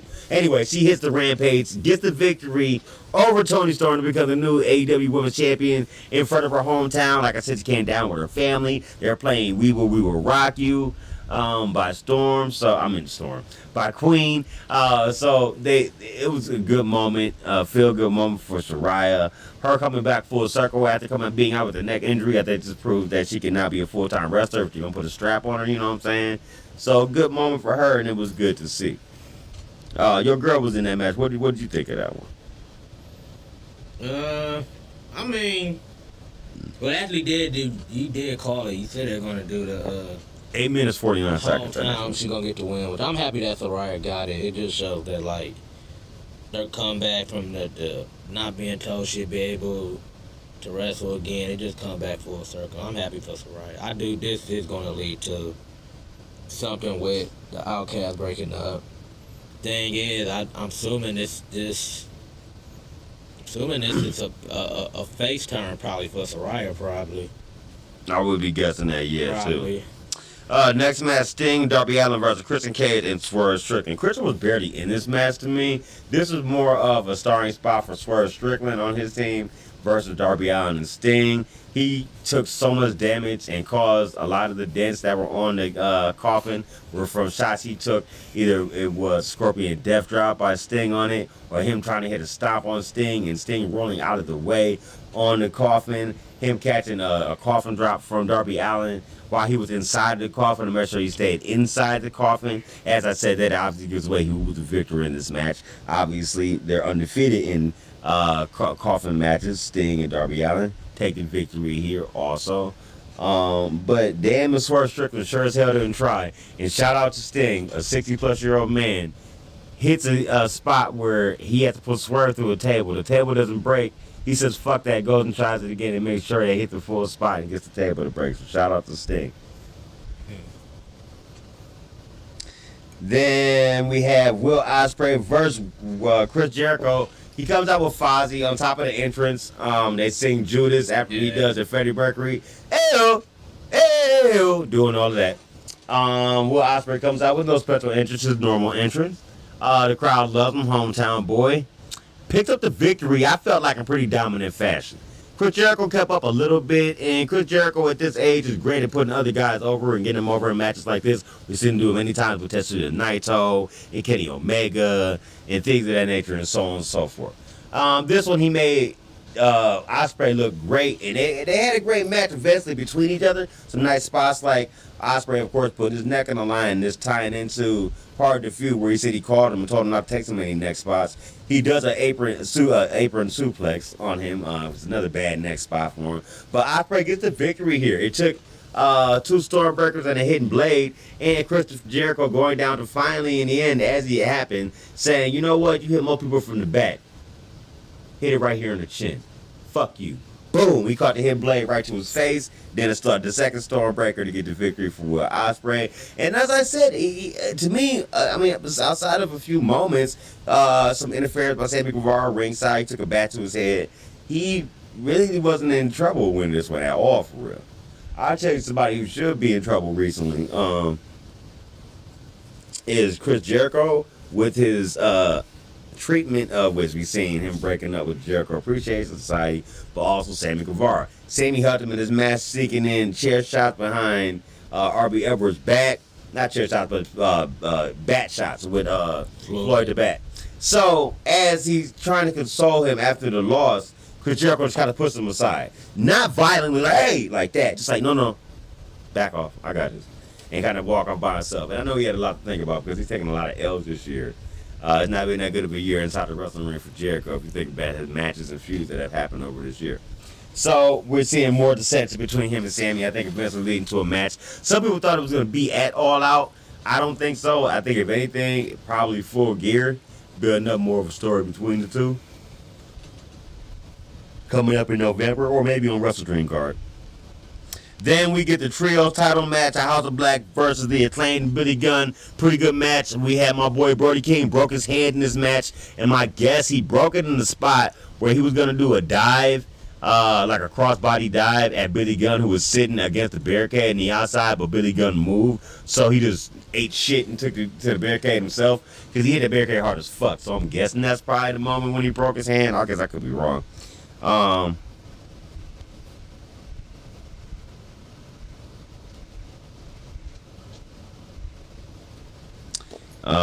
Let's see. There we go. It froze on me for a second, my bad. The Acclaim win this one. Badass comes out and not just daddy ass Billy Gunn. So he said he's gonna come back with a bang. Ends up they had to jump Brody King.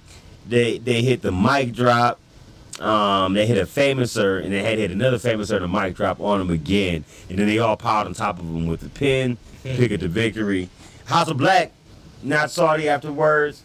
And they had a nice spot at the beginning of the match where Buddy Matthews carried a lantern out for Bray, and they left it at the top of the entrance ramp. They came out wearing all white, which is different for them. They usually wear all black. Even Julia Hart got involved, and she took a mic drop. But they did a nice thing in the match of losing, handing the title to the Acclaim. So almost as good as shaking their hands. Then we get your main event, which I've heard the likes of, like, you know, Uncle Eric acting like a salty bitch saying this whole show is indie-rific. So I'm sure he didn't like the main event where they told the story of two people that have recently become best friends. And I gotta admit, at first I questioned if this was gonna work and how good it would be. And I think this match culminated into it being wonderful. Our main event here with MJF taking on Adam Cole for the AEW World Championship. So basically, they show friendship. They both start off in their normal gear, but they go outside the ring, throw on the Better Than You Baby shirts.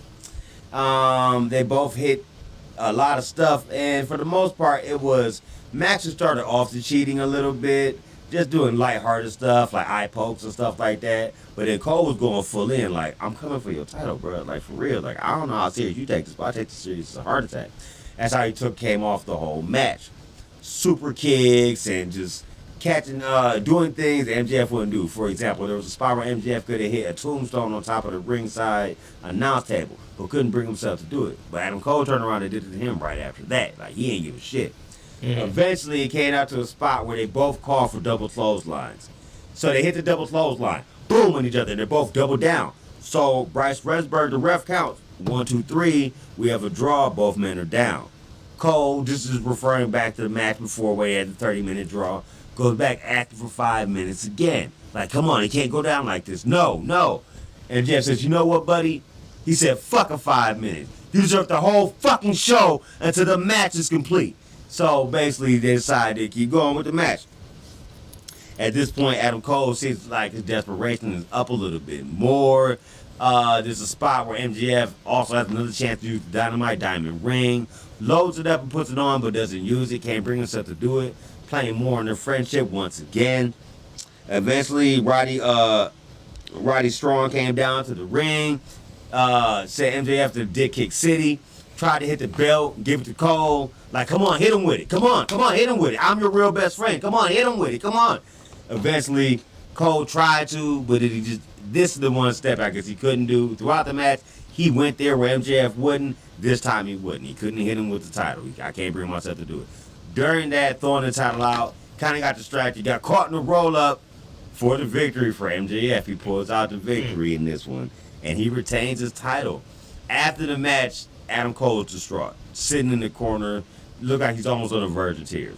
MJF doesn't even start into the celebration. He's instantly like, hey, man, it's all right, buddy. Hey, I got something to make up for. I got something to cheer you up. Hold on. So he goes outside the ring, and he comes back in with the ROH Tag Championship. The instant Adam Cole threw this damn ROH Tag Championship like Tetsuya Naito disrespecting the IWGP Championship back in like 2016.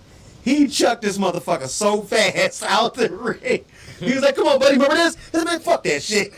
The way he did, I was dying. It's like, damn, okay. So MJF's pissed now, like, oh, I see. Oh, so everything's been some bullshit. Like, oh, we ain't truly friends? This ain't what it is? Okay, I got one for you. Strike me down. So he turns, and he throws him the title. This is all you fucking want, take it. Hit me with it, come on.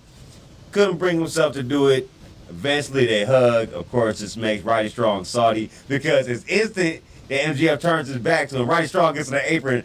I don't understand the salty bitch he is. He has a reason to feel how he feels, but it was just like a person that gloms on at the first chance they get, and as quickly as possible, because the instant this happens, he darts back to the ring like, come on, do it, come on, do it, come on, like that, but he couldn't bring himself to do it. Cole and MJF hug, and that ends the show. Friendship wins the day, which is unusual in most cases. A lot of people expected MJF to turn, and he was actually the emotional core, I felt like, of this match. He just went with the friendship things, like, no, we too cool, that's what it's going to be.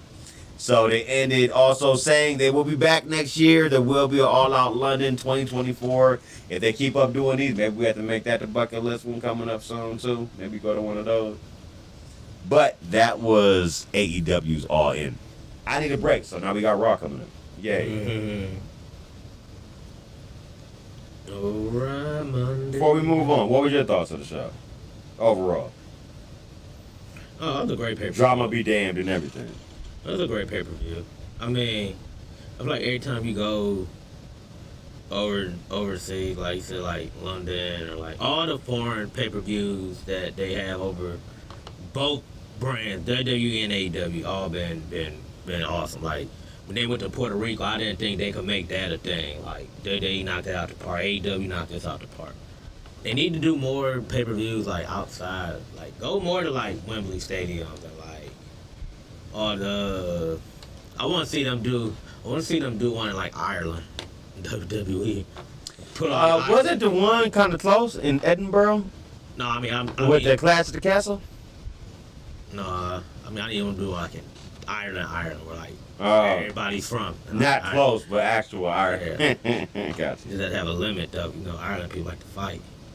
They can go over there with the Brawling Brutes or just Sheamus to leave. No, you go to Ireland, you gotta bring Sheamus, you gotta bring Becky, you gotta bring Finn, you gotta bring all your Irish people. Yeah, that's off top. That's an automatic working day for you. It's like, sorry, you're recognizable. Come on. Yeah, you gotta work that. You gotta work that pay-per-view.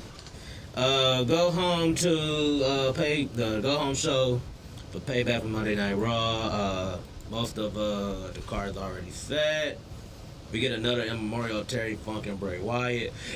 Start out with Sami Zayn and Damian Priest. They announced that Sami and KO will defend the title against Priest and Balor. Basically a standard way to build a tag match is basically like you had two members of the team fight each other for the title. JD gets a distraction. Priest wins with the South of Heaven at the 11-minute mark. Good match back and forth. Priest gets the win while Zayn gets protected in the loss, which makes sense because of the outside interference. Alright. After the match, Priest shoves JD down and leaves. Kevin Owens coming in to beat up JD, so he gets beat up.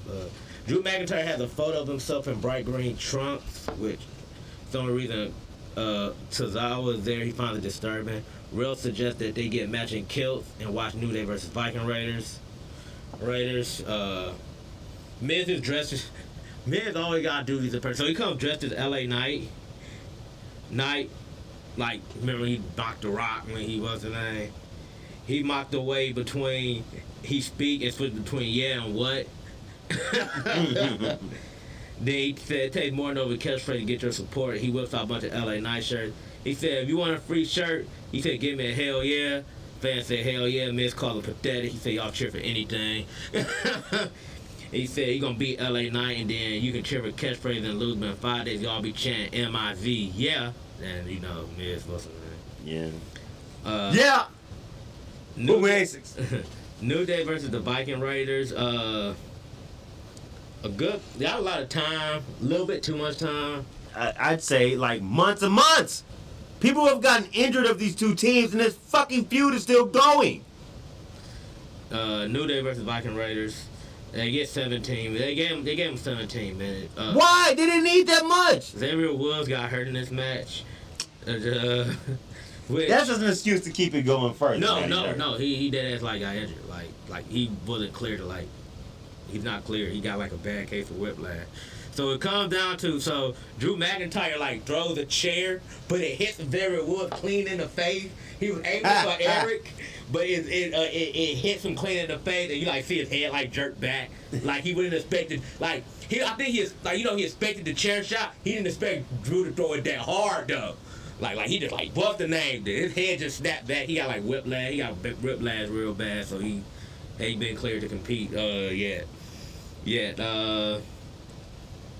But Ivar dives on the McIntyre and Viking Raiders get the win with the Ragnarok. So okay. They get the win.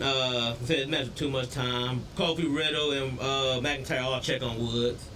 Balor and Priest argue about JD. Ripley said they need to really got to calm things down. She said I need to deal with Raquel Rodriguez at Payback. And she said if this team don't walk out with Ghost, she said there's going to be some changes. So they showed a full Bray Wyatt tribute for SmackDown. Drew McIntyre and Riddle asked Kofi about Xavier Woods. Kofi said he'll be okay. Kofi said it was an accident. But Drew and Riddle gets them next week.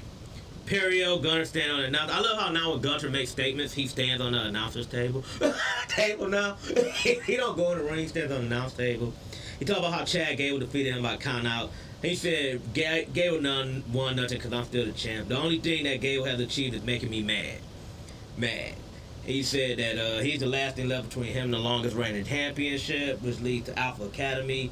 Gable said Gunter made some good points, but Gable's taking the title away. We get Gable versus Ludwig Kaiser. This match went too long too. This match went 18 minutes. And not even that, the shit ends in disqualification. 18-minute DQ. Yeah. Next, Seth Rollins called out Shinsuke Nakamura. He said he gonna soak in some singing. He throws a yowie wowie in there. He said he gonna get to the point. He called Shin out. Shin's not here, so Rollins says I'm off the drink. Then he get Nakamura. Badass promo, bro. With that bullshit. So Shin back here in the video. He got all these weapons that he have in Japan, looking like something like Mortal Kombat, doing all this. Back to his old strong style New Japan shit. He over here. I'm looking like. Then they doing voiceovers talking about how he gonna defeat Rollins. Rollins said he wanted the old Nakamura back. He said a year ago, I would have gave the shirt off my back, but not no more. He said, I'm going to lay you out, and you never know what's going to hit you. You're never going to get nothing else from me. Nakamura jumps him from behind, and then he whispers something else again. And Rock, we don't know what he whispered this time. Sammy said he's sick of Judgment Day using number game. He said they're going to have a Steel City street fight. I think that's going to be the match at Payback. Bronson Reed versus Tommaso Ciampa. This again, Ciampa gets the win at the 4-minute mark. Damn, man, it's short on Bronson Reed. Next we get Dominic and Rhea Ripley. They showed Tiffany Stratton in the crowd. Ripley don't think much of Raquel. She said, she has a resume like being tall. She said either way, Ripley's keeping the title. This comes to a brawl between Rodriguez and Ripley. She beats she goes for the riptide. That shit gets blocked. She better just take out Rhea Ripley. Next we get a Terry Funk video tribute. Then we get our main event, which was Zoe Stark and Becky Lynch. Fall count anywhere match. Basically Trish is here, gets a cheap shot in. They had a spot. They throw all the chairs in the ring. She goes for the Z360. It's counter a manhandle slam. Becky pulls the kendo stick away. Then she beats Trish with the kendo stick on the ramp. Zoe hits a chair shot. Then they go back to the outside. They just start going crazy on the outside. So earlier in this match too, Trish came to help Zoe Zoe Stark with like a kendo stick, but Becky ducks and she hits Zoe with the kendo stick. That comes back into this match later. So they go outside. Zoe gets thrown the barricade. Slingshot corkscrew on the diving chair superplex. They go outside. Manhandle slam on the announce table. Zoe Stark breaks it up. Trish for satisfaction though, through a table for a table. Then they go for a double bulldog again. This time Zoe goes to load up. Becky ducks. Zoe takes Trish out. Trish goes through the table. Manhandle slam off a crate through a table. Becky gets the win. Then at the end of the match, she holding up Bray's armband and she's crying as the show go off the air. So, like the last what's the name for Bray, and that's the end of Monday Night Raw. NXT. Decent Raw. NXT. Down our last 3 shows this week. Collision didn't happen yet, so we can't talk about it. Another tribute to Terry Funk and Bray Wyatt. We get the Dyad versus the Creed Brothers. This is the steel cage match. Creed Brothers win. They're back in NXT full time. As the okay, no. Cause they got. I was hoping you were gonna say the Dyad if they win this match and go back to being who they were before. Basically, Schism jumped Brutus on the outside, so it's basically 2-on-1 for majority of the match. Doomsday device get broken up. Julius gets sent into a cage. Brutus basically keeping them down. Julius makes the save. Julius is just one. That motherfucker is strong. So he lifts both these motherfuckers up on his shoulders for a Brutus bomb. Beat down the hurried stereo slide lariat. Diaz loses this match at 13 minutes. So they are back full time. Great match. Roxanne Perez says she's ready to become number 1 contender. We get a Global Heritage Cup Invitational, the round robin tournament, which sets up 2 groups of 4 with the winners facing off. 12-minute time limit, 2 points for a win, 1 for a draw, 0 for a loss.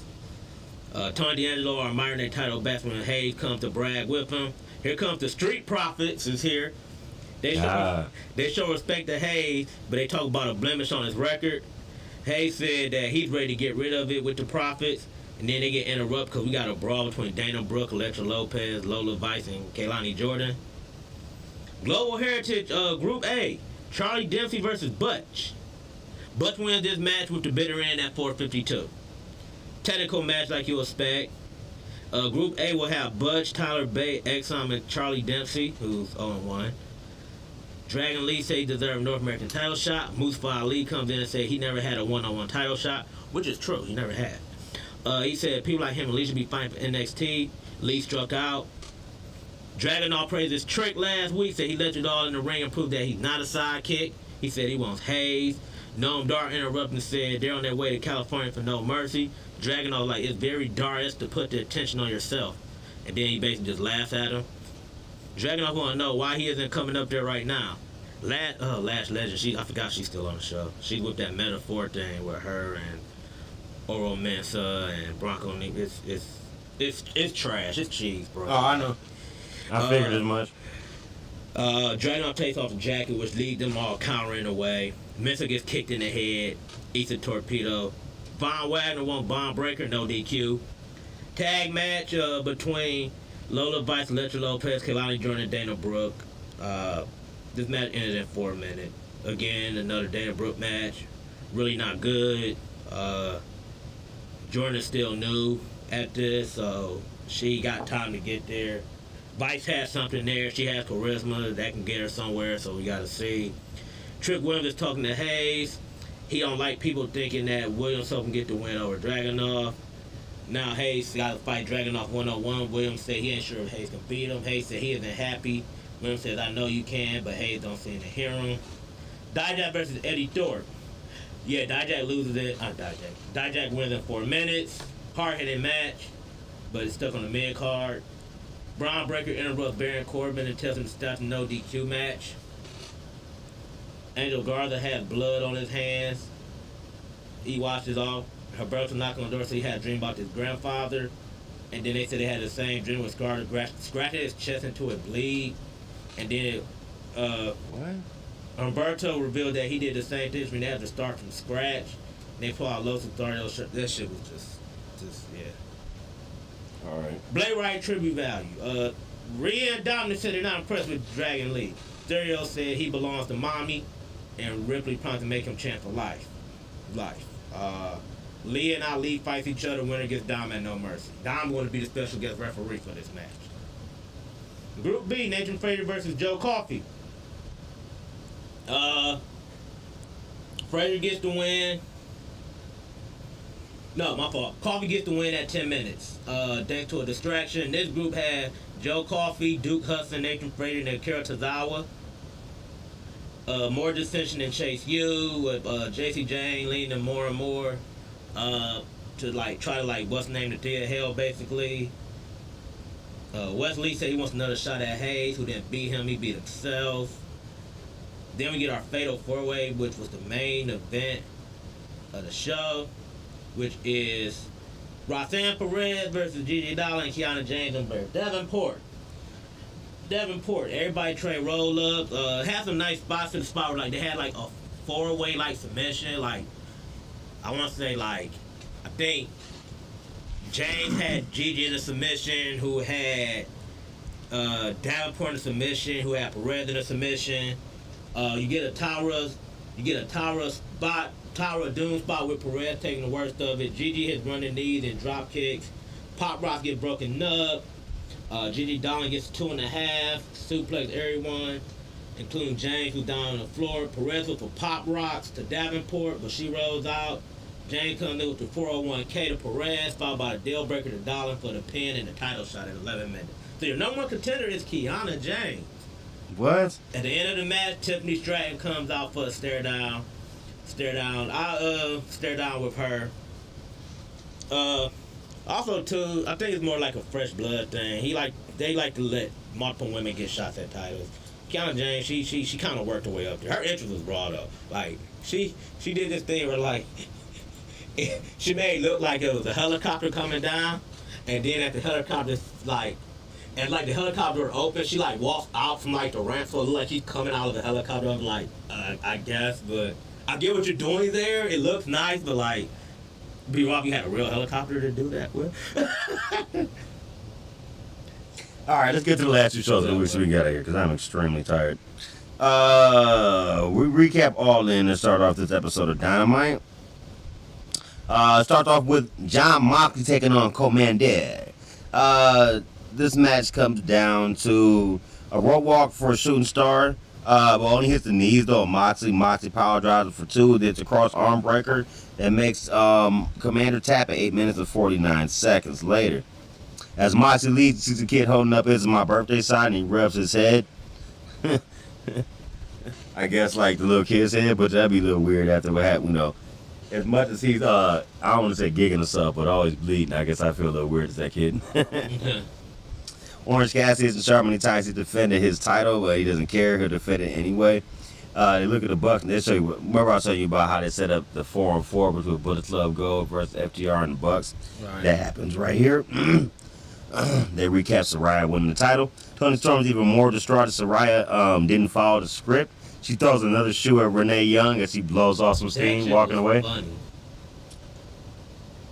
Jericho's here to talk about. Why don't you just hit her with a shoe? He comes out to have a chat, and then we'll talk about Sammy Guevara, how they haven't been on the same page in the last couple of weeks. Guevara comes out and says the same shit to Jericho, and says, Jericho, you could have hit him a little harder with your juice effect and it would have worked. Jericho made the comment that you could have hit him a little harder with Earl the Bat and maybe he would have stayed down type of thing. And they basically decided to call off all their bright with each other and tag team again and become the Sex Guys and go after the tag team titles next week. Let's take God. This stuff is why I said they're not going to have a match at All In. I think it's going to end up being maybe full gear, get some time to build up to it. Next up, New Japan Strong Openweight title match. Eddie Kingston versus Wheeler Yuta. The man who's here to take the pins for the Blackpool Combat Club, but he gets a couple himself. In this one, he took the pin. The Hurricane spinning back fist finishes Yuta off at 8 minutes and 42 seconds. Post-match, Claudio Castagnoli comes out, doesn't even stare at Eddie Kingston like he's a piece of garbage on the floor, picks up Yuta and walks to the back. MJF's in his locker room after the main event. They show a video of him icing himself down, talking about how he's about to take a week off before they defend the tag titles at All In against whoever wins the tournament that happens on Rampage. We'll talk about that in a second. And they basically just chop it up about the match and about each other. So we'll see what happens from there.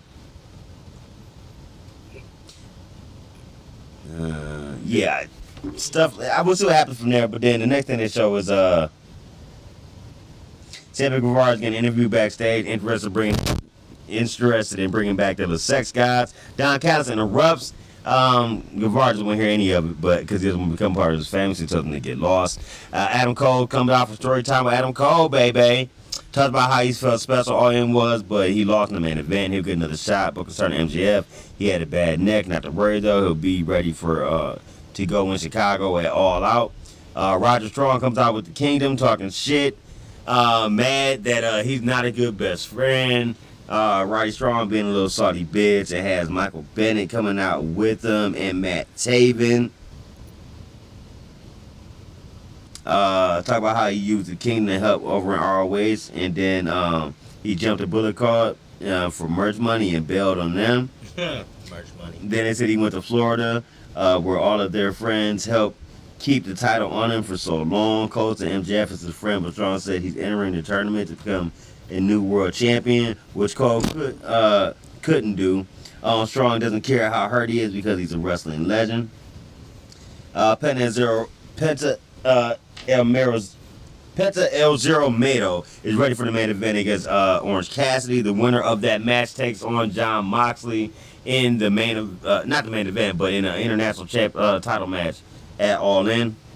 Penta wants it because Moxley took out Ray Phoenix at the Go Home Dynamite, and Orange Cassidy's been beefing with Moxley for the last month or so. Chris Statlander, Hikaru Shida, and Britt Baker taking on Marina Shafir, Amy Sakura, and Nyla Rose. Good teamwork. It was some decent teamwork by the faces until...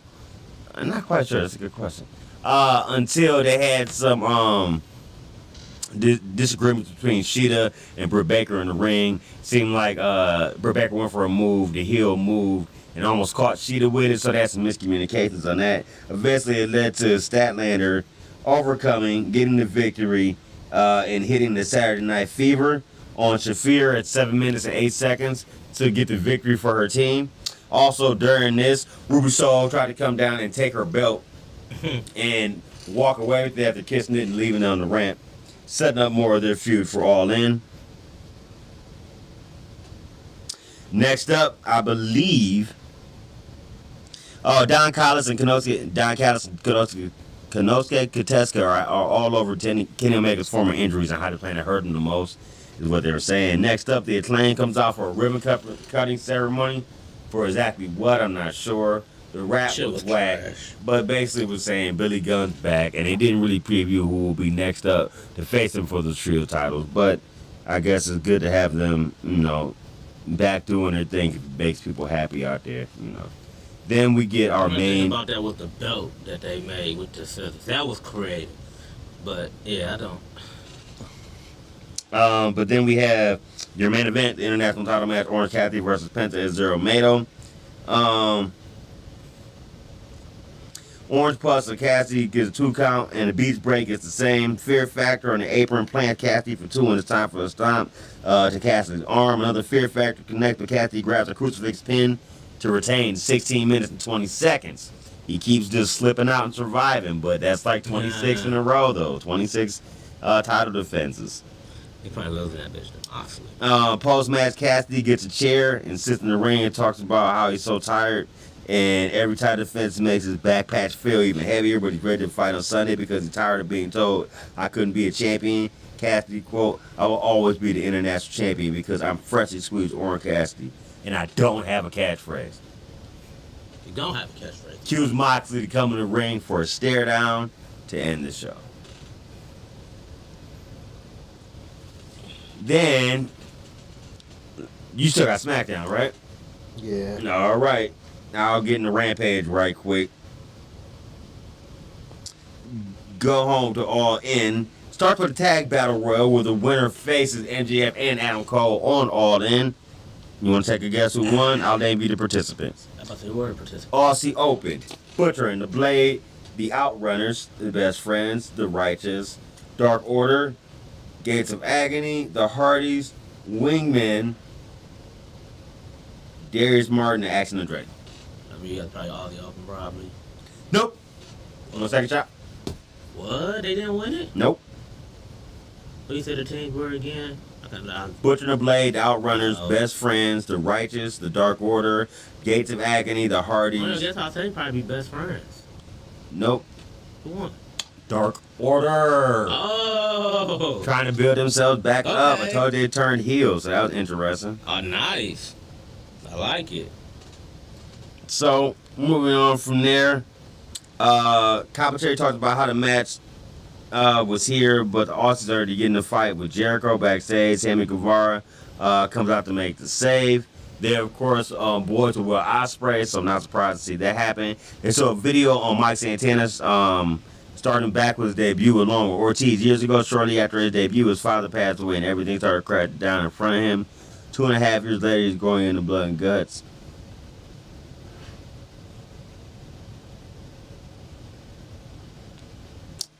And let's see, 1 second.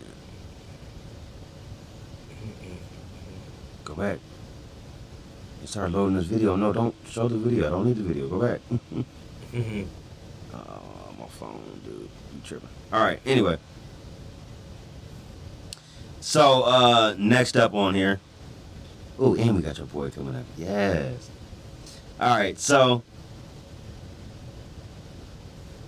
anyway, Dark Order wins that match. Next match is Nick Wayne and El Hijo del Vikingo versus Kip Sabian and Gringo Loco. I don't care about the Crazy white guy. That's all that matters. El Vikingo wins with a 6:30 on Loco for the pin at 8 minutes 25 seconds. Here we go. Your boy, QT Marshall, is now QT TV's minus QT Marshall, who's defending the AAA Latin American title, but it let Johnny TV in charge. We see Marshall on the title, with the title before they talk various all-in related news. Then TV throws his coffee at Hardy Cameron by mistake before promising big changes around here. Hangman Adam Page taking on a cat by the name of Brian Keith, who claims to be a bounty hunter who lost in 3 minutes and 41 seconds. Buckshot Lariat finishes that ass off. Say the bounty hunter. That's what you just said. He said he claimed. Yeah, that's what it says right here. The bounty hunter. Okay. Next up, we have a trio title match happening. Angelo Parker, Matt Menard, and Danny Garcia taking on The Acclaim. That's going to be on Collision. That was announced. We get to sit there and interview Roger Strong, who won explain what Adam Cole did to start this. He'll tell his own story at his own time, on his own day. Then he walks out with the Kingdom joining him. Then we have Sky Blue and Willow Nightingale taking on Anna Jay and Taya Valkyrie. Ladies with the main event again. Girl. They've been getting a lot of power. Shine, lady. Good for them. Anyway, in this one, right as the damn thing does it again, Jeff Fisher bullshit. The Faces win this one, 8 minutes and 32 seconds, and that ends Rampage. We can get a SmackDown and get out of here. Yeah, I don't know. Whoever the camera person is at AEW, they really got a thing for Sky Blue. I swear they just always be like showing like her like walking. They just show like ass shots of Sky Blue all the time. I don't know who that one cameraman is, but he has to what's the name though, because like all he just showed like. All right, he did a SmackDown. Smack it down. All right, this SmackDown's going to be packed. We're going to start this off. We get a long recap of Jey Uso laying out the bloodline. John Cena kicks it off. Dun, dun, dun, dun. Dun dun. He had to the fans remember him. He said he wanted to thank them for everything he gets to do, including wrestling in India for the first time ever next week. He said, but as for this week, he's going to be your host of Payback. Dang. Kevin Nash offered to be the MC for SummerSlam. They told him, he said, they didn't even answer this call. Oh. He said, they never answered me back. Like, well, yeah. They probably knew as soon as you picked up the phone, you were going to blow a fucking quad. He said, as for tonight, he said he saw a video about Jimmy Uso, so he going to have answers. He said, Jimmy come out here to interrupt. The fans want Jay. Jimmy said he did what he did out of love for his brother. He didn't want him to get corrupt like Reigns. He said, like Reigns. He even said, or Cena. Talk about John Cena. He said, Jimmy ain't pleased with the sky blue shirt. He said, Cena and Reigns are alike. He said, because they both take, but Cena does his with a smile. And he said, Cena said, I think the pressure is getting to you. And he does the one finger pose thing. He said, the wrong Uso quit. Jimmy tried to super kick him. No, he said, AA. That didn't work out well. Grayson Waller and Australia ain't impressed with John Cena being back. Now they said they're going to be the best tag team ever. Rey Mysterio, Santos Escobar versus Austin Theory and Grayson Waller. Rey in theory goes out to the floor. Rolling Stunner. Waller gets the win at 8 minutes. Michan is talking to Adam Pearce when Jimmy interrupts. Pearce tells him off for being rude, basically. Then Michan talks about the Good Brothers. Talk to the Good Brothers about Jimmy Uso disrespecting her. AJ said he's gonna deal with that. Bobby Lashley is here for a chat. He announced the fans liking him these days, but he said he's here to talk about one thing everyone asked, what's up with him and the Street Profits. He said real recognize real. So the Profits are joining me. They thank him for everything he done. They thank him for success. Lashley said they're coming for power, control, and championship gold. As they leave, Kevin Owens and Sami Zayn come out for a match in the stare down, so you might get something between them two.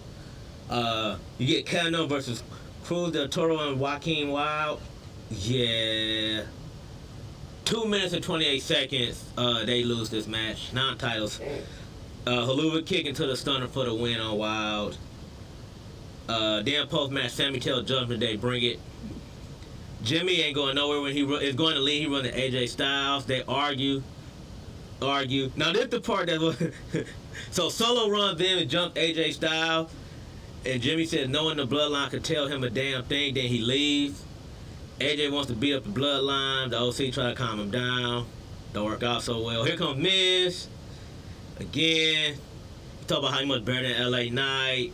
Knight interrupts him and says you impersonated stars like The Rock, John Cena, now me. He says, I've done it all to get here, from nothing jobs to living in roach-infested apartments to cashing my checks at payday loan places. He said, now, man, you talking about how I'm not on your level, but you bring up every failure on a reality show. You might not remember because you was the first one eliminated. He said he was in the Marine series and had Miz and Mrs. because he used to see there. He said because he see everywhere you go. But now he says no. The star of Miz and Mrs. was your wife because you carried the bag that held his giblet. So he basically get back on his balls joke. He found a way to talk about Mrs. balls in every segment. And then he said, speaking of Marine, he was like, I apologize for sending her a broken husband at payback. He said, I'll be happy to fix that. Miz laughed it off. Like I said, I'm trying to do something. But after payback, he said, I'm going to send you back to 2003 where you can cut your promos into a hairbrush in your roast-fested apartment. Miz sets him up for Skull Crusher finale. They get into a little brawl. We get Shotzi versus Bayley. The rest of Damage Control is here. Shotzi fights up. So Bayley wants Io's title. Charlotte takes Sky out. Shotzi hits the DDT for the win at 9 minutes. This is probably just more something for Charlotte than what's her name, because it's Charlotte. AJ Styles versus Solo. No Paul Heyman is here this time. This was your main event, which was kind of lacklustery in a way. Solo hits the spike at 12 minutes, but the thing is, though, after Phenomenal Brisket comes to a pop-up drop, Styles knocks him down, hits a lion salt for 2. Solo grabs the ref. Styles goes for a phenomenal forearm. Jimmy breaks it up, though. And then Solo hits the spike at 12 minutes and 40 seconds. Now, the thing at the end of this match, Heyman looks stunned as Jimmy basically hugs Solo at the end of the match. Then Solo shoves Jimmy away, leaving Jimmy to drop Styles and hit the super frog splash. And then he's making a phone call to somebody, possibly Roman Reigns, possibly kind of like he think